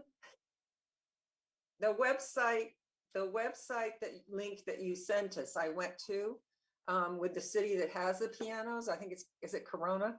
One of those, I don't know. It's down by LA. And I think the project really has merit too. I agree that this piano is way past its prime and not a candidate for this project. But when I looked online at that city's website, they look like they've covered a lot of the bases that Sammy was asking about how do you keep it safe. And they had, wherever you position the piano, they have 3 now. They started out with 1. They have a business near where it's positioned that's responsible for unlocking it in the morning and then locking it at night. And I would think in Ojai, we could find at least one business that's willing to do that for a period of time and then move it on maybe to the next one or whatever. I think it's a great idea for an art project. If we have money to spend, I mean, if Smitty wants to take it on, because him and Nigel sound like they have the most experience. Well, there's liability. With music. I think it's a good idea to check with Corona. Maybe if I don't want to give something else to Luis to do, but maybe as a recommendation how we can find out. Yeah, absolutely. I think, one of the things I'll go ahead and share is I actually got on the phone with their art liaison. I believe that's who I was speaking with. And, they shared a lot of positivity in reference to the public piano, excuse me. They indicated that it was, this piano is these pianos are very well received by the public. And they did share, as far as protecting it from the elements, they got the cover. They have a business that helps, cover it and, uncover it. To help answer Commissioner Zeringer's question, how do we stop vandalism? I unfortunately, I don't know if there is really any way that we can stop vandalism. I think that, as plaques, we'll take plaques as an example. I think, there's been plaques in the past that have been vandalized. And vandalism happens, during the day and during the night. So, when the piano is available for play during the day, there is that potential vandalism. But, and I'll actually go back to what I initially said. When our public works department was picking the piano up, there was a gentleman that was banging on the piano, broad daylight. So I think ultimately, whatever's put out there, if the commission determines to go ahead and move forward with it, is to keep in mind that that is a possibility of happening. Now, going back to what I initially said, the city of Coronado, they mentioned that, their public really enjoys the pianos. They did share with me a couple of things that, a couple of issues that they ran into, not to go too much into a tangent, but one of them is, I think is important to go ahead and note is, they had a situation where there was an individual that put out a tip jar. They would go out at the piano and put out a tip jar and sit there all day, and they had to go out there and indicate that that was not okay. So that's another thing for the commission to go ahead and consider. Yeah, I don't think there's anybody on this commission that doesn't want to have a public piano. I think we all want a public piano. Well, Things. okay. Hang on, let me just finish, and then you can have your word. The issue with regard to vandalism, it's going to happen no matter what you do, but there's certain things that you mitigate. Right, so lighting and where you place the darn thing, those are the things that will mitigate it mostly. So if you put that thing in Libby Park, in the bandstand, it's going to get vandalized. There is zero question that that will happen. If you stick it in the archway between the Vine and Shale's shop, it's not going to get vandalized very much. So lighting and positioning is the most important thing. Then you've got noise pollution for certain businesses that you have to consider and contend with. So it's a type of piano, where you stick it, what lighting, and Bob's your uncle. Let's go do it and see what happens. And you can actually tie these things down to the floor with concrete bolts as well. So that's not a problem. We're blessed in Ojai with fantastic climate. There's plenty of places we could put this thing that everybody would enjoy. Heck, I'm learning how to play the piano. I'd be on the damn thing and embarrassing myself in public in a different environment. And Smitty cannot walk past a piano without sticking his fingers on it. So we all want to do it, but it's got to be right. This piano is the wrong piano. So we have to, there you go, that. I'm done. Right, I've said that. Christine, Christine. Well, I just want to say that it would not qualify as a public art expenditure because it's not public art unless we turn it into public art. So if we go, and I'm totally in favor of this project. And if we find a piano and turn it into a public art project, we could come up with a placement for it and we could come up with some funding for it. We have to be very careful because the ordinance that controls the public art fund is very specific what can and cannot be spent. It has to be a public art project. So if we do it, I have some ideas about how to, because I put my head on that and I thought, okay, how can we get this to be a public art project? I think there's a way to do it. It could be a whole lot of fun too. I do too. Yeah, I agree with you. All right, so we have the motion. We have any more discussion? We'll just take a vote on that motion. What's the motion? The motion was to dump it's not up to us to dump that thing, right? That's a city property. Use the piano for firewood. It's only half wood. It's a big hunk of 250. There's probably a 400 pound piece of metal in that thing. So yes, so I'm sorry, I was going to go ahead and say we have the motion. We have the motion by Commissioner West, second by Commissioner Golden. So we'll go ahead and do the roll call. So we'll go ahead and begin with Chair Tosher. Yes. Commissioner Chisholm. Aye. Commissioner Harmon. She's on mute, but I think she said yes.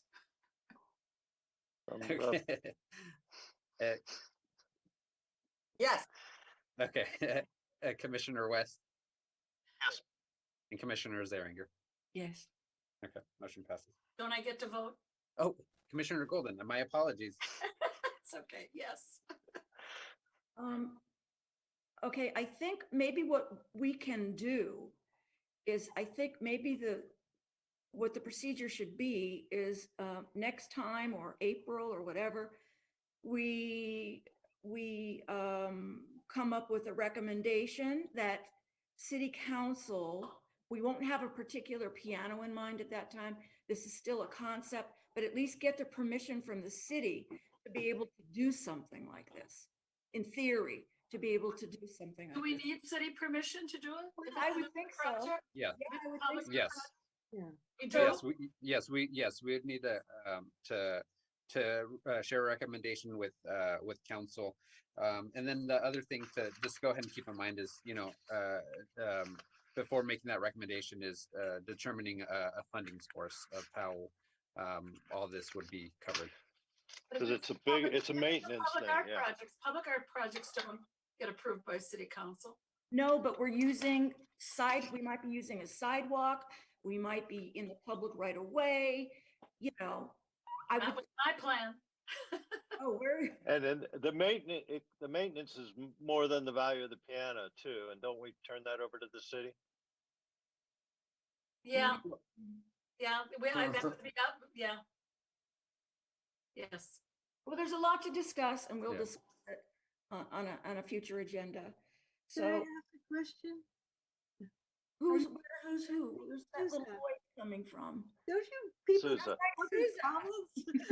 Okay. Louise, can you check to see if Santa Barbara has public pianos? I thought they did. They do. There's actually multiple cities. I did a little bit of Yeah. research that have them. The city of Santa Barbara, they do have pianos. However, it's an organization. It's not the cities. It's an organization that puts Oh. it together. Same with Pasadena. Same with Santa Monica. And there's a handful more cities that I came across. I learned that a lot of cities have them. However, they're managed and upkept by private organizations that do all this. But Yeah. that's Can important. we That's explore important that? to Let's know. explore that. Yeah, maybe, I think that. On the would be a music good- a good festival, the option. Bravo Mhm. program. Yeah, yeah. When, remember Christine, when we asked James, he said that he wanted to do this when he first came to Ojai. He has some information, he said that, yeah. James Antonis? Huh? Antonis? James Antonis? No, James, Ja- our city manager. Oh, James, you're right. James Vega. Yeah. Yeah, sorry. But I think I would like to see this happen. So if for some reason the city can't take it on, we could pursue, the art, the Bravo program or whatever, somebody, because I think it's perfect for Ojai. I just want to make sure that it doesn't get dropped. I'd like to see it move along. It's not going to get dropped, Susan. Everybody wants to do it, but it does occur to me that somebody or some organization could apply to the Arts Commission for a grant to do it. Ooh, Ooh, I like the way you think, Nigel. ooh, Hey. good idea. The Yeah, Mancini, is the Mancini lady here?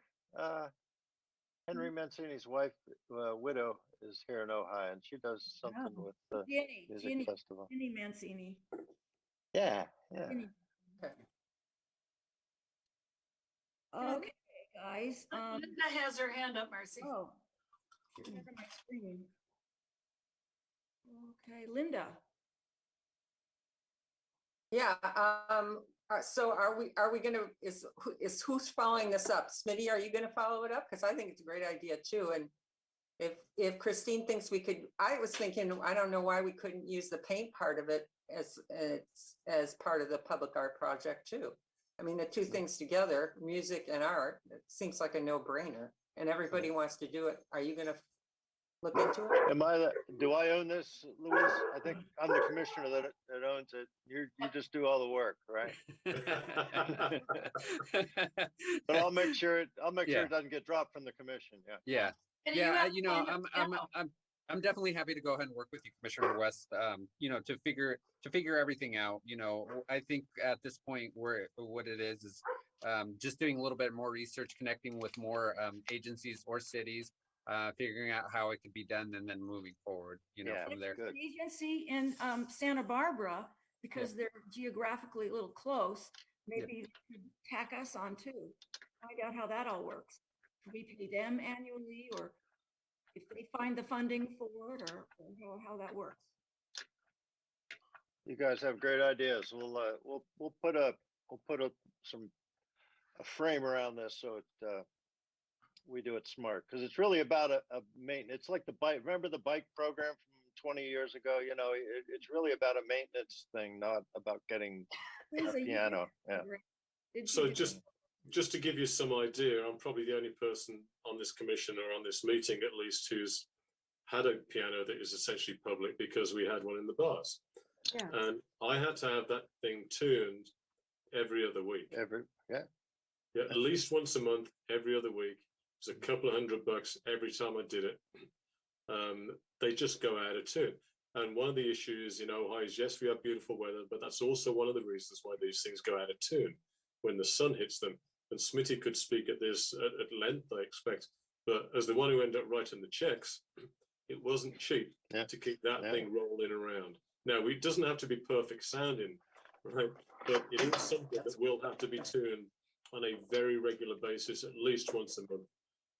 And that's assuming nobody drops a Coca-Cola over it, or a kid doesn't decide to take his skateboard and do some trick off the side of it, right?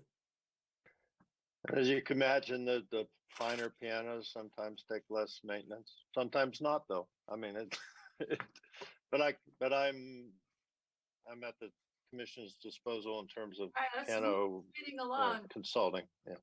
Okay, it'll be on the agenda and we'll be receiving reports from Smitty and Luis and we'll move it along. And you could have a cup on the piano for donations, for tuning. Oh, who's going to collect it? Oh boy, can of worm. All right. Next, Luis, would you like to give us your report as liaison? Sure. So we'll begin with project subject to public art. So there's not too much to report. Actually, I take that back. I'm sorry. There is something to go ahead and report, and that's the RTK Studios that did not qualify for public art. That actually came under the valuation was 198,000, so that did not qualify for public art.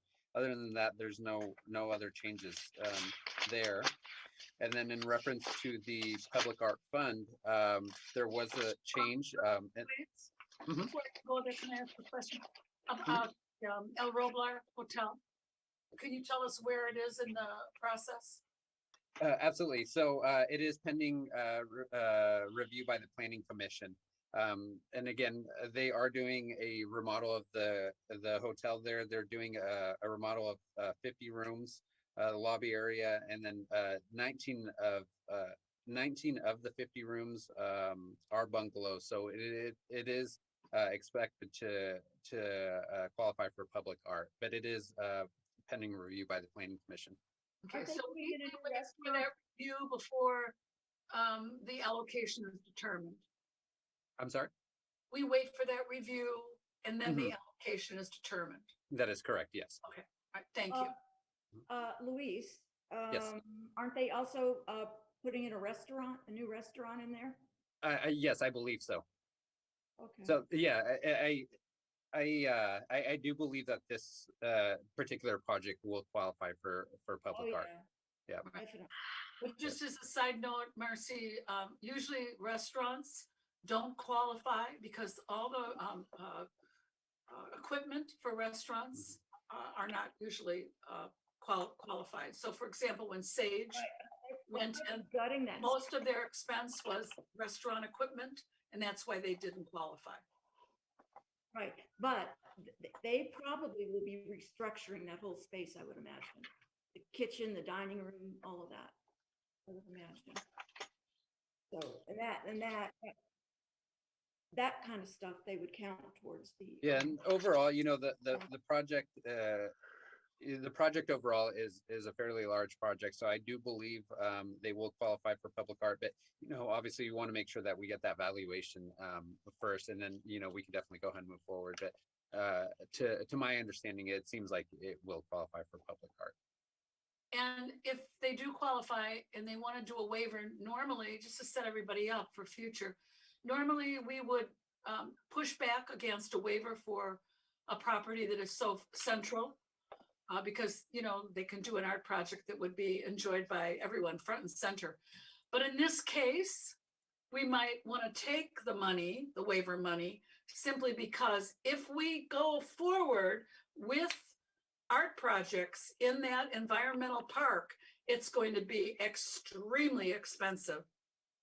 We don't have enough money. That's why the money isn't sitting there just for the heck of it. It's sitting there on purpose to accumulate because public art is so expensive. One last question for you, Louise. Mhm. I read something today. I got an ad or something from the inn, and they said that they just completed a year-long remodel of their spa facilities.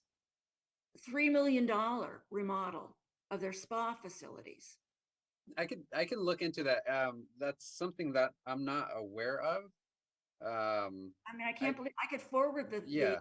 their PR, but Yeah, I thought if $3 million. if you wouldn't mind sending that over to me, I could definitely go ahead and look into it. That's a project that I'm not aware of right off of my head. And Louise, you might want to look and see if there's some history on that, because I have a vague memory that it did not qualify for some reason. Okay. Yeah, well, I'll definitely look into it. And yeah, I'll look into it, and I can share an update of what I learned from that there. What I got. Marcy is my eyes. She's so great. She's wonderful. She follows this stuff. It's fabulous. Thank you, Marcy. You're welcome. And then continuing on to the public art fund, the only change to the public art fund was the expense for the plaques for the paint box project, and that was a total of $1,228. And as Commissioner Golden mentioned earlier, the plaques are in, and we have a date for next Thursday, so they can be installed. So we're happy about that. And then other than that, that's pretty much it. Thank you, Louise. Thank you. What's next, Marcy? Okay, we're gonna do commissioner comments, as if we didn't talk enough tonight. All right, first one up on my left here, I have Linda. Linda, do you have anything that you'd like to say? Not really. It was a good meeting, long meeting, good meeting, and I like the piano. And the project, the environmental things, great. Yeah. Christine? I have no comments. This may be a first. Sammy?